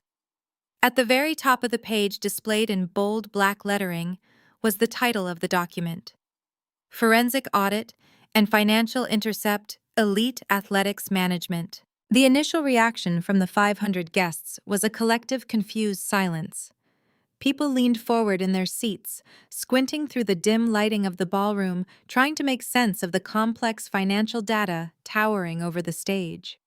They had expected highlight reels of football players and heartwarming videos of inner-city youth programs. Instead, they were looking at bank routing numbers from the Cayman Islands and unauthorized credit extensions. The jazz band had completely stopped playing. The only sound in the room was the low hum of the high-definition projector. I stood up from my chair at the VIP table. The red silk of my dress caught the ambient light as I took a deliberate, unhurried step away from the center table. A secondary wireless microphone had been left on a nearby cocktail stand for the evening's charity auctioneer. I walked over, picked it up, and flipped the switch. A sharp, clear hum echoed through the state-of-the-art sound system, instantly cutting through the rising murmurs of the confused crowd. Derek loves to tell people that I am a cold, heartless woman who just stares at spreadsheets all day, I announced. My voice was completely steady, ringing out with lethal authority. It echoed off the crystal chandeliers and the grand walls of the ballroom, commanding absolute attention. He told the entire internet that I abandoned my family. So, since everyone in this room has already judged my character based on his viral tears, I thought it was only fair that we look at one of my spreadsheets together. Derek froze at the podium. He whipped his head around to look at the massive screen, his charismatic smile instantly collapsing into a mask of pure, unadulterated terror. He fumbled with his own microphone, trying to cover it with his hand, but his panicked, heavy breathing still bled through the speakers. "Vanessa, turn that off right now," he hissed, his voice trembling violently. "What are you doing?" I ignored him completely. I turned to face the sea of wealthy donors, investors, and local press. "Let us draw our attention to row 14. I instructed the crowd, raising my free hand to point at the screen. "You will see a recurring monthly wire transfer of $4,800. Derek claimed this was a corporate storage fee for his sister Keisha's boutique. It is actually the rent for a luxury Buckhead penthouse where he has been keeping his 24-year-old mistress for the last 2 years. A sharp collective gasp ripped through the ballroom. It was the sound of high society scandal detonating in real time. The flashbulbs of the local press photographers suddenly ignited, creating a chaotic strobe light effect across the darkened room. Wealthy wives turned to their husbands in absolute shock. Potential investors began aggressively whispering to one another, their faces turning pale as the reality of the situation began to set in. At the VIP table, Estelle sat perfectly paralyzed. Her jaw dropped open and the crystal champagne flute slipped from her fingers, shattering against the polished hardwood floor. She clutched her pearl necklace with a white-knuckled grip, staring at the undeniable proof of her golden child's infidelity plastered across a 20-foot screen. Beside her, Chloe looked up at the spreadsheet, her 12-year-old brain struggling to comprehend the massive numbers, but fully understanding the terrifying, aggressive shift in the room's energy. She shrank back into her chair, looking frantically between her father on the stage and me standing in the aisle. Derek practically lunged at the podium. "Cut the feed," he screamed, abandoning any pretense of dignity or charm. He waved his arms frantically at the control booth in the back of the room. "Somebody cut the damn feed right now. This is a lie. Turn off the projector."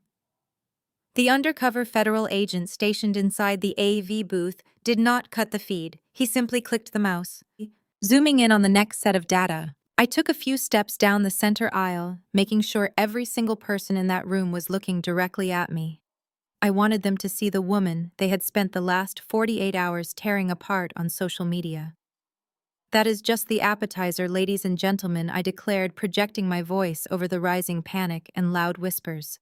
"Now, I want you all to look very closely at row 22. The screen shifted. The mistress's apartment lease disappeared, replaced by a series of massive international wire transfers. The numbers were staggering. Beside each transfer was a scanned copy of a corporate authorization form bearing a signature that clearly belonged to me but was entirely forged. Row 22. Details exactly $5 million in illegal sports gambling debts, I announced. The words struck the room like physical blows. Debts owed to a highly organized, violent offshore syndicate. My husband has been running a shadow Ponzi scheme with your investment money to pay the interest on those debts. The ballroom erupted into absolute chaos. Men in expensive tuxedos leaped out of their chairs, shouting in anger. An NFL player sitting in the front row slammed his massive fist on the table, knocking over a centerpiece, realizing his entire signing bonus had likely been washed through a Cayman Islands shell company. People were pulling out their cell phones, desperately dialing their lawyers, their wealth managers, and their publicists. The pristine, elegant charity gala had transformed into a panicked crime scene in less than 60 seconds. He planned to pay off the principal balance by laundering the money through a casino in Monaco. Using my forged corporate signatures, I continued refusing to let the noise drown me out. He was not taking his family on a vacation to Europe. He was setting his wife up to take the fall for a federal crime. He was going to let me go to federal prison so he could keep playing the role of the successful sports agent. Derek completely lost his mind. The walls were closing in on him rapidly, and his instinct was to destroy the person exposing him. He ripped the microphone from the podium stand and screamed over the terrified crowd. "She is crazy!" he roared, sweat pouring down his face, completely ruining his custom Tom Ford suit. "She is having a mental breakdown. We are going through a bitter divorce, and she hacked my accounts to frame me. Do not listen to her. She is a sick, abusive woman. She emptied my house. She stole my daughter's college fund. Look at her. She is unhinged." He looked pathetic. The smooth, charismatic sports agent was gone, replaced by a cornered, desperate animal. He ran to the edge of the stage, pointing an accusing finger at me, begging his wealthy friends to believe his frantic lies. But nobody was looking at him with sympathy anymore. They were looking at him like he was a diseased rat. The investors who had shaken his hand just an hour ago were now shouting demands for their money back. Near the back of the room, Keisha finally realized exactly what was happening. She had seen her own fraudulent transactions detailed in the earlier rows of the spreadsheet. She knew her name was permanently tied to the corporate wire fraud that funded the mistress's apartment. The absolute paralyzing panic overtook her completely. She did not try to defend her brother. She did not try to comfort her mother or protect her niece. Her only thought was self-preservation. Keisha abandoned her family entirely. She dropped her designer clutch on the floor, kicked off her expensive heels so she could run faster, and tried to slip quietly toward the velvet-draped service corridor. She was trying to flee the hotel before the local police arrived, hoping she could somehow pack a bag and disappear before the financial crimes unit knocked on her door. But Keisha did not even make it 10 feet. Before Derek could scramble off the stage to rip the projector cord from the wall, and before Keisha could reach the brass handle of the service exit door, a deafening crash echoed through the massive venue. The heavy oak doors at the back of the grand ballroom violently burst open, striking the walls with a thunderous boom that shook the floorboards. The sound instantly silenced the screaming crowd. Everyone turned toward the entrance, frozen in place. It was not hotel security rushing in to break up a domestic dispute. It was not the local Atlanta Police Department responding to a noise complaint. A dozen men and women stormed into the room with terrifying speed and precision. They wore dark tactical windbreakers layered aggressively over their formal civilian wear. The bold, bright yellow letters printed across the back of their jackets were unmistakable under the glare of the crystal chandeliers. FBI, IRS Criminal Investigation Division. "Nobody move!" A booming authoritative voice commanded over a heavy-duty megaphone, cutting through the remaining whispers like a knife. "Stay exactly where you are. Keep your hands where we can see them." The federal raid had begun, and Derek's entire fake empire was about to be burned to the ground.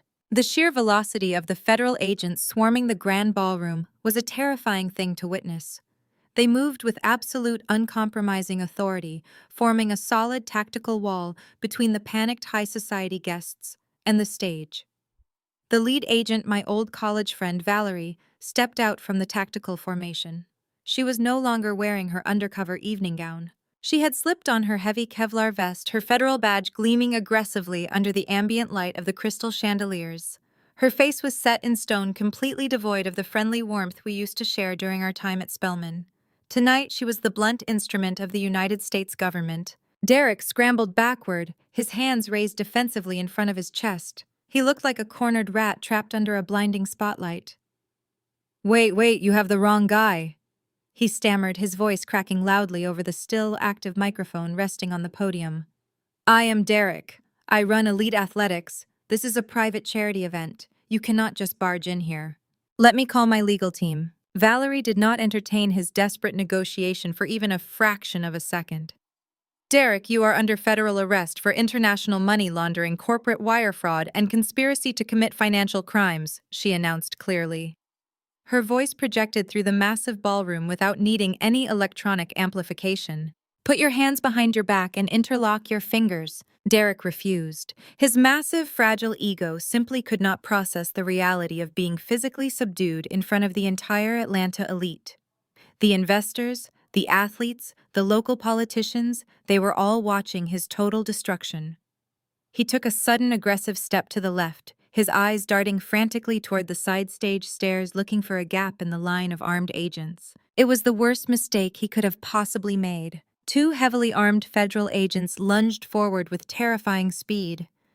They grabbed him by the lapels of his custom-tailored Tom Ford tuxedo, spun him around violently, and slammed him face first against the heavy wooden podium. The sound of his chest hitting the solid wood echoed like a gunshot through the hotel sound system. Derek let out a pathetic, breathless yelp as the agents wrenched his arms behind his back. The sharp metallic click of steel handcuffs snapping shut around his wrists was the final, undeniable punctuation on his fraudulent empire. They yanked him back to his feet roughly. His expensive velvet jacket was torn at the shoulder seam. His silk tie was skewed sideways, and a thin line of bright red blood trickled from a split lip where his face had collided with the edge of the microphone stand. He looked out at the sea of wealthy donors, his chest heaving, desperately searching the crowd for a friendly face. "Help me," he pleaded, making direct eye contact with the star NFL quarterback he had represented for 3 years. "Tell them who I am. Tell them I'm good for the money. Tell them this is a huge mistake." The massive athlete simply stared at him with pure disgust, slowly shaking his head. He turned his back on Derek and signaled his private security team to escort him toward the exit. Derek was completely radioactive. His social capital had evaporated in less than 3 minutes. Nobody was coming to save him. While Derek was being read his Miranda rights on the main stage, a secondary scene of absolute spectacular humiliation was unfolding at the back of the ballroom. Keisha had almost made it to the velvet-draped service corridor. She had kicked off her expensive designer heels to run faster and was carrying the hem of her cheap evening gown, fully convinced she had slipped away unnoticed in the chaos. But as she reached her hand out to grab the brass handle of the heavy exit door, two female IRS agents stepped out from the shadows of the hallway, entirely blocking her path.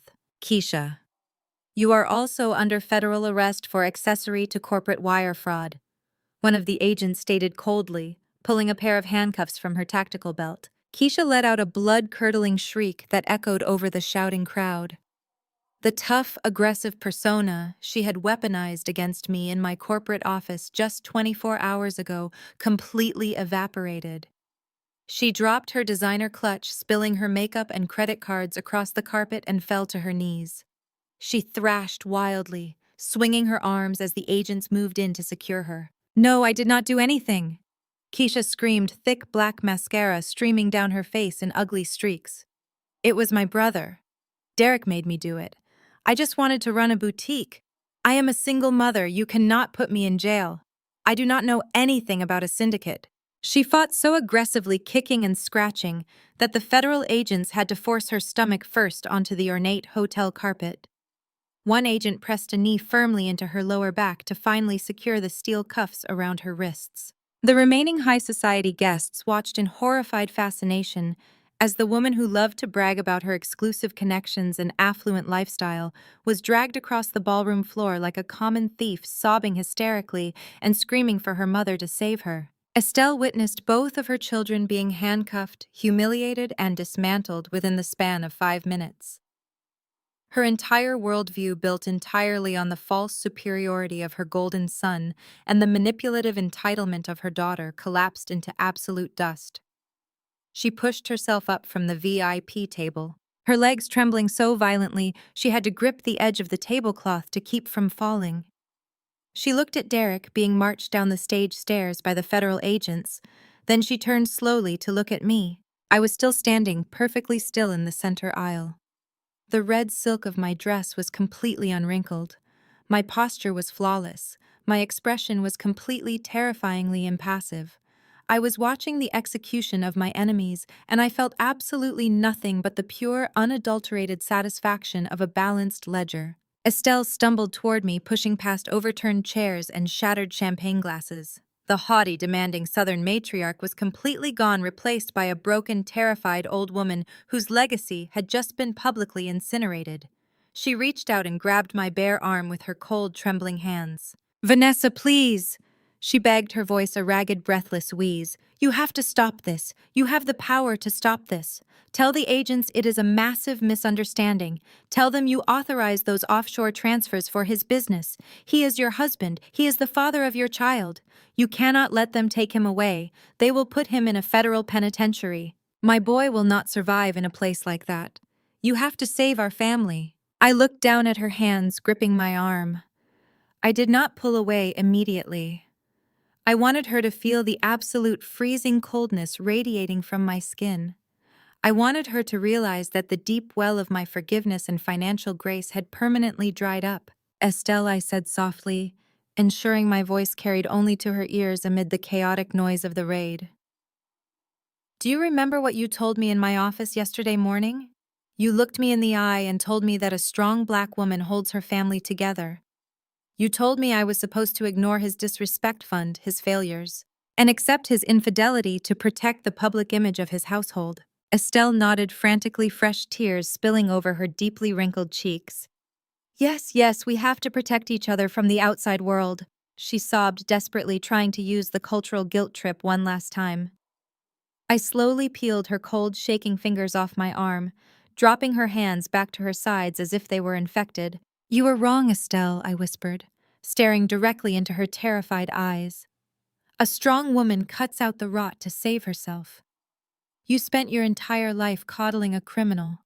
You taught him that he was entitled to the sweat off my back. You raised a parasite who actively tried to feed me to the federal government just to pay off his gambling debts. I am not his savior. I am his executioner. Now watch him squirm. Estelle let out a gut-wrenching wail, a sound of pure agonizing defeat. She collapsed to her knees right there in the center aisle, burying her face in her hands. She wept uncontrollably on the floor as the federal agents marched Derek directly past us. He did not look at me. He kept his head bowed, staring at the carpet. The absolute shame finally crushing the last remaining fragments of his fake pride. The arrogant man who had demanded I wear this red dress to make him look good was now doing a public perp walk in front of the entire Atlanta press corps. The ballroom was emptying rapidly as the wealthy guests fled the crime scene, desperate to distance themselves from the radioactive fallout. The flashing red and blue lights of the federal vehicles outside illuminated the massive glass windows of the hotel lobby. And then a small, terrified voice pierced through the ambient chaos. "Mommy." I turned around. Chloe was standing alone by the abandoned VIP table. She was trembling from head to toe, her eyes wide with absolute unfiltered horror. The protective, spoiled bubble of extreme entitlement that her father had carefully built around her was completely shattered. She had just watched her arrogant father slammed onto a wooden podium and dragged away in handcuffs. She had watched her cruel aunt arrested on the floor. She had watched her commanding grandmother collapse in absolute despair. She finally realized who held the actual power in her life.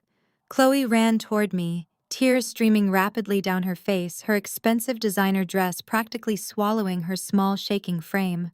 She threw her arms tightly around my waist, burying her face into the side of my dress, crying hysterically. "Mommy, make them stop!" she sobbed, her voice cracking with sheer, unadulterated panic. "I am sorry. I am so sorry about the ticket at the airport. I will never do it again. I do not want to be here anymore. I want to go home." I looked down at the top of Chloe's head. Her tears were rapidly soaking through the expensive red silk of my dress. A week ago, my immediate maternal instinct would have been to drop to my knees, wrap my arms tightly around her shaking shoulders, and promise her that everything was going to be all right. I would have smoothed her hair, wiped away her tears, and shielded her from the brutal consequences of her father's actions. I would have paid off the debts, bought a new mansion, and desperately tried to buy back her affection with another $5,000 dog or a luxury vacation. I had spent her entire 12 years of life cushioning every fall and absorbing every insult. But that version of Vanessa died at the Delta check-in counter. I was no longer the human shield for this family. I was the consequence. I did not hug her back. I did not stroke her hair or offer a single word of empty comfort. Instead, I raised my hands, placed them firmly on her shoulders, and pushed her back just enough to break the embrace and force her to look me directly in the eye. "We do not have a home anymore, Chloe," I said. My voice was completely steady, entirely devoid of the soft, coddling warmth she was desperately seeking. It was the voice of a chief executive officer terminating a toxic employee. Chloe gasped, her breath catching in her throat. Her eyes darted around the chaotic ballroom, watching the federal agents confiscate documents and interview terrified guests.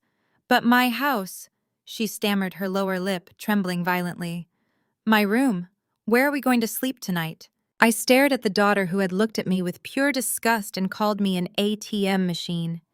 Because of the lies you told on the internet, I explained, enunciating every single word, so it would permanently brand itself into her memory. Because you sat on a hardwood floor and cried to millions of strangers, claiming I stole your college fund and abused you. You chose to be a weapon for a man who was actively trying to send me to federal prison. You thought you were so incredibly smart, mocking me at the airport, demanding I stay behind like the hired help? Well, you are about to learn exactly how the real world works when you bite the hand that feeds you. Chloe began to shake harder, shaking her head in frantic denial. But I was just doing what Dad told me to do, she pleaded, the spoiled entitlement finally cracking under the immense pressure of reality. He said if I made the video and cried, you would get scared and bring my gaming computer back. He promised we were still going to Monaco. He promised I would get whatever I wanted. Your father is a criminal. Chloe, I fired back, my tone absolute and unforgiving. He is going to a federal penitentiary for a very long time. He does not have a dime to his name. There is no Monaco. There is no gaming computer. And there is absolutely no more disrespecting me under my own roof. I reached out and plucked the designer smartphone from her trembling hand. She instinctively tried to pull it back, a final reflexive spasm of defiance, but my grip was like iron. I slid the phone into my clutch. "You are not going to need this where you are going," I told her. Before Chloe could even process the confiscation of her phone, a tall, impeccably dressed black woman stepped out from the shadows near the ballroom exit and approached us. She was wearing a perfectly tailored charcoal business suit, her hair pulled back into a severe, elegant bun. She radiated an aura of absolute, uncompromising discipline. There was no warmth in her expression, only the sharp, calculating assessment of a seasoned educator who had broken the spirits of 1,000 entitled teenagers before. "Chloe," I said, not taking my eyes off my daughter. "This is Dr. Evelyn Sterling. She is the head mistress of the Oak Ridge Academy in upstate New York. It is a highly secure, extremely disciplined boarding school that specializes in behavioral correction." Chloe's eyes widened in sheer panic. She looked at Dr. Sterling, then back at me, stepping backward as if she had just been slapped. "Boarding school," she shrieked, her voice echoing shrilly over the ambient noise of the federal raid. "No, you cannot send me away. I will not go. I will run away. I will call the police." "You do not have a phone, Chloe," I reminded her coldly. "And there is nowhere to run. At Oak Ridge there are no designer clothes. You will wear a uniform. There is no internet access. You will be waking up at 5:30 every morning to complete mandatory chores before your academic classes begin. You are going to learn what actual hard work looks like. You are going to learn how to respect the authority of the women around you, even if it takes until your 18th birthday." Dr. Sterling stepped forward. Her voice was deep, resonant, and left absolutely zero room for negotiation. "It is time to go, Chloe.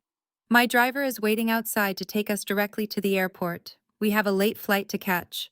Chloe burst into a fresh wave of hysterical tears. She lunged forward, trying to grab my hand, begging and pleading for a second chance. "Mommy, please," she sobbed, completely abandoning the arrogant teenager persona. "I will be good. I will walk the dog. I will do the dishes. Please do not send me away with a stranger. I want to stay with you." I looked at her, feeling the dull ache of a mother's grief, buried deep beneath layers of impenetrable ice. I had to do this. If I kept her with me, she would forever view me as the villain who put her beloved father in jail. She needed a complete systemic reset, far away from the toxic, superficial Atlanta society that had poisoned her mind. "Dr. Sterling is not a stranger," I said quietly. "She is the only person who can fix the damage your father caused. Go with her, now." I gave Dr. Sterling a firm nod. The headmistress firmly grasped Chloe by the upper arm.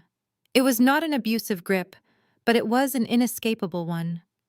Chloe continued to cry, looking back over her shoulder at me as Dr. Sterling marched her purposefully toward the side exit of the ballroom. I watched my daughter disappear through the double doors. I did not wave goodbye. I did not shed a single tear. I simply turned around to face the main stage, ready to close the final chapter of this miserable story. The federal agents were currently marching Derek down the center aisle of the ballroom. They were flanked by local police officers who had arrived to help secure the massive crime scene.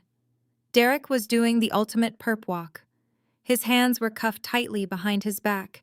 His custom tuxedo ruined his face, pale and slick with panicked sweat. The remaining journalists in the room were snapping hundreds of photos documenting the spectacular fall of elite athletics management. As the agents dragged him past the VIP tables, Derek saw me standing there. He stopped fighting the agents for a brief second and planted his feet into the carpet, forcing them to halt. "Vanessa," he screamed. His voice was raw, shredded from yelling, echoing loudly through the cavernous space. "Vanessa, look at me. You cannot do this to me. I am your husband. I am the father of your child. Tell them to stop. Tell them it was a corporate mistake." I was standing less than 10 feet away from him. I did not turn my head. I kept my eyes focused perfectly forward, staring blankly at the empty stage where his fake empire had just been incinerated. I refused to give him the satisfaction of a final gaze. I refused to let him see any emotion on my face. To me, he was already a ghost. "Look at me!" he roared, thrashing wildly against the federal agents trying to break free just to force me to acknowledge his existence. "You crazy, vindictive woman. Look at me. Let us go, buddy!" One of the agents growled, shoving Derek hard in the center of his back, forcing him to stumble forward toward the grand exit doors. He continued to scream my name, hurling vicious obscenities over his shoulder until the heavy wooden doors finally swung shut behind him, cutting off his pathetic voice forever. Valerie walked over to me. She was holding a digital tablet and a thick stack of evidence intake forms. The professional distance between us was still firmly in place, but I could see a faint glimmer of respect in her eyes. "We have secured the offshore ledgers from the AV booth," Valerie stated efficiently, "and my team is currently executing a search warrant on his corporate offices downtown. But we need to catalog any physical assets he purchased with the syndicate's money during the last 3 years. Do you know of any high-value items he acquired while running the Ponzi scheme?" I looked down at my left hand. Resting on my ring finger was a massive, flawless 5-carat diamond ring. Derek had purchased it for our 10th wedding anniversary 2 years ago. At the time, I thought it was a beautiful gesture of renewed commitment. He had made a grand public speech about how much he valued me. Now, knowing the timeline Julian had uncovered in the forensic audit, I knew exactly how he had paid for it. He had bought my anniversary ring using the sign-on bonus of a 22-year-old rookie linebacker money that was supposed to be routed to the offshore gambling syndicate. I reached over with my right hand and grabbed the heavy diamond. I slid it off my finger. The platinum band felt suddenly freezing cold against my skin. It felt like shedding a shackle. I held the ring out to Valerie. "He bought this 2 years ago," I said, dropping the massive diamond directly into her open palm. "The receipt is in the corporate files. It is syndicate money. Take it as evidence." Valerie looked at the ring, then back up at me. She pulled a small plastic evidence bag from her tactical vest and dropped the ring inside, sealing it shut with a sharp zip. "Are you going to be okay, Vanessa?" she asked, dropping the federal agent persona for just a fraction of a second to check on her old friend. I looked at my bare left hand. The skin where the ring used to sit was slightly paler than the rest of my finger, a faint lingering ghost of a 12-year mistake. But the weight was gone. The heavy, suffocating pressure of carrying a fraudulent man through life had been completely lifted. I looked back at Valerie and offered her a small, genuine smile, for the first time in 12 years. "I am going to be perfect." Exactly 1 month after the federal raid, the pristine illusion of Atlanta's most prominent sports management family had been reduced to a pile of federal indictments and seized assets. The swiftness of the justice system when motivated by a meticulously documented $5 million fraud case was a beautiful thing to witness. I did not attend any of the preliminary court hearings. I did not need to.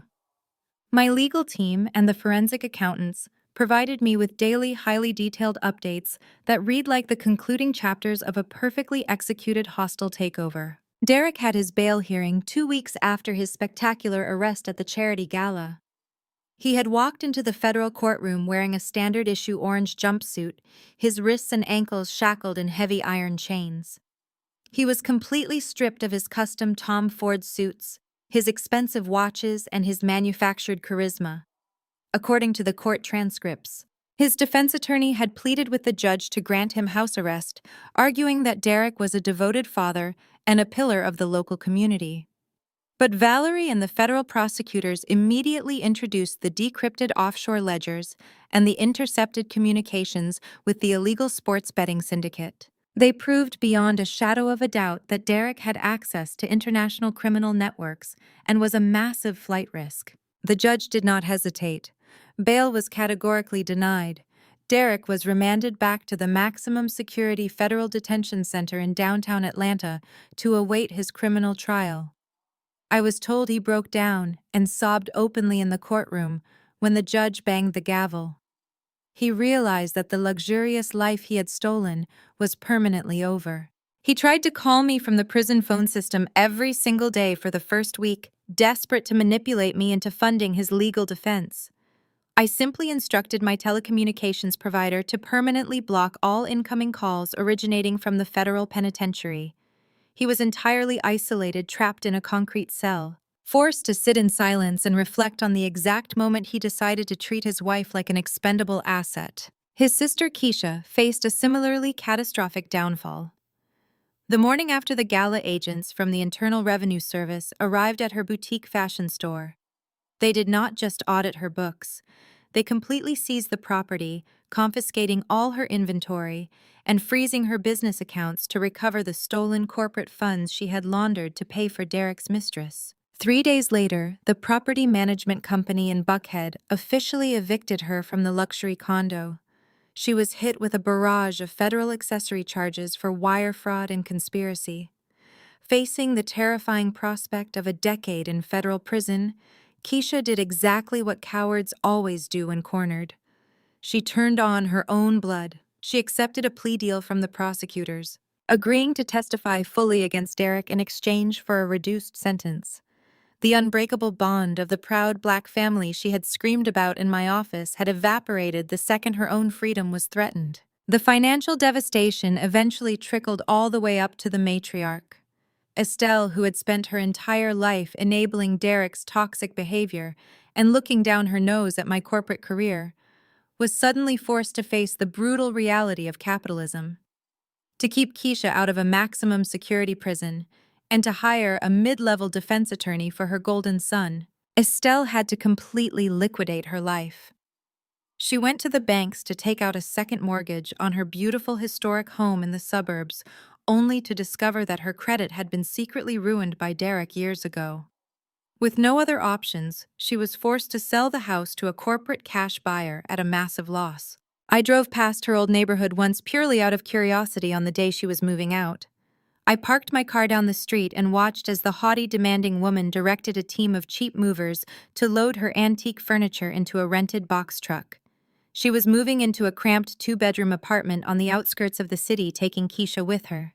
They had become social pariahs. The affluent friends they used to entertain had completely abandoned them, terrified of being associated with a federal money laundering investigation. Estelle had built her entire identity on the illusion of superiority and control. Now she had nothing left but an empty bank account and the crushing shame of a ruined legacy. As for Chloe, the transition was painful, but it was absolutely necessary. Dr. Sterling, the headmistress of the Oak Ridge Academy, sent me weekly progress reports. The first 2 weeks were a nightmare of rebellion. Chloe had tried to manipulate the staff, throwing massive tantrums, refusing to wear her uniform, and demanding to speak to her father. But Dr. Sterling was immovable. She did not negotiate with teenagers. Chloe was stripped of her privileges, assigned mandatory kitchen chores, and forced to adhere to a rigid discipline schedule. By the third week, the letters Chloe was required to write home began to change in tone. The arrogant demands for her gaming computer and designer clothes slowly faded. They were replaced by expressions of genuine exhaustion and, for the first time in her life, a tiny glimmer of accountability. In her last letter, she admitted that she had helped scrub the academy dining hall floors for 3 hours, and she finally understood why I was always so tired when I came home from work. It would take years of intense therapy and strict boundaries to completely undo the psychological damage Derek had inflicted upon her, but she was finally off the path of destruction. She was learning how to be a functioning human being instead of a spoiled accessory. With the parasites completely removed from my ecosystem, my own life experienced a profound and explosive rebirth. My corporate firm secured 3 massive new contracts within a week of the federal raid. The investors and board members who had initially panicked over the viral live stream were suddenly in awe of the absolute surgical precision with which I had neutralized the threat. I was no longer viewed as a liability. I was viewed as a titan of risk management. I did not move my new furniture back into the massive echoing mansion in the suburbs. That house belonged to a ghost story I no longer wished to tell. Instead, I instructed my real estate broker to sell the property as is. I purchased a sleek, ultra-modern penthouse apartment in the heart of downtown Atlanta, featuring floor-to-ceiling windows that overlooked the sprawling city skyline. It was clean, quiet, and completely mine. There were no fake Italian leather sofas. There were no dogs barking for attention. There were no demanding voices telling me what I owed them. There was only the sweet, uninterrupted sound of absolute peace. Exactly 30 days after the most chaotic morning of my life, I found myself standing in the international terminal at Hartsfield-Jackson Airport. I walked into the Delta One VIP check-in lounge, approaching the exact same polished marble counter where my marriage had officially ended. The ticketing agent looked up, offering a warm professional smile. I handed her my passport. There was no whining 12-year-old standing next to me. There was no arrogant husband hiding behind dark sunglasses. There was just me, carrying a sleek designer weekender bag dressed in a perfectly tailored white silk suit that felt like armor. I took my boarding pass and walked straight into the exclusive departure lounge. The atmosphere was calm, filled with the soft clinking of crystal glasses and the low murmur of wealthy travelers. I found a quiet, secluded corner with a plush leather armchair, ordered a glass of chilled sparkling water, and opened my laptop. I had a few final corporate emails to approve before I disconnected for 2 weeks. As I typed my final signature on a lucrative merger document, a shadow fell across my table. "All work and no play," a deep, smooth voice asked from across the aisle. I looked up from my screen. Standing a few feet away was a strikingly handsome man wearing a bespoke navy suit. He had an athletic build, kind eyes, and a confident, genuine smile that lacked any of the manufactured arrogance I was so used to seeing. He held a glass of bourbon in his hand, gesturing slightly toward my laptop with an expression of polite curiosity. I looked at the stranger, then I looked down at my screen. The final email had been sent. The corporate accounts were secure.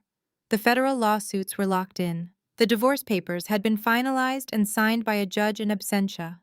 My ledger was perfectly balanced. I reached out and slowly closed the laptop, the soft click of the metal casing sounding incredibly satisfying. I reached into my designer clutch and pulled out my thick premium cardstock boarding pass, placing it face up on the glass table between us.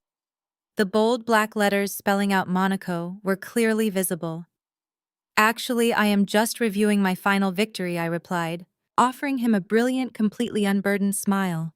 "The play starts when I land." The handsome stranger chuckled, his eyes lighting up with genuine intrigue.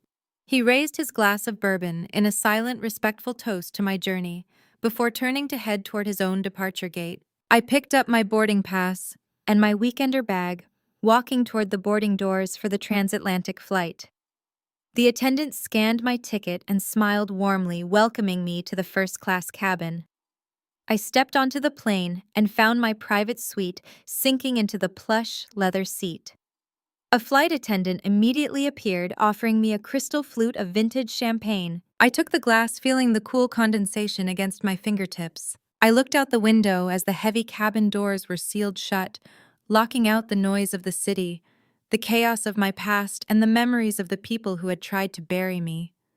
They say family is everything, but when your family treats you like a bank, you have to foreclose on them. I did not just cancel a trip, I canceled their free ride. I raised the crystal flute to my lips, took a long, satisfying sip of the champagne, and let the engines carry me away. The most profound lesson from Vanessa's journey is that biological ties or marriage certificates do not automatically earn someone the right to exploit your hard work. True family is built on mutual respect, not financial parasitism. For too long, societal expectations have demanded that successful women shrink themselves to protect the fragile egos of the men around them, absorbing their failures just to keep the peace. But peace bought with your own subjugation is simply a hostage situation. Real empowerment requires establishing ironclad boundaries. Sometimes the absolute best thing you can do for yourself is to ruthlessly cut the rot. If you have ever had to establish ironclad boundaries to protect your peace and your empire, hit that like button, subscribe for more stories of unapologetic empowerment, and let me know in the comments how you finally took your power back.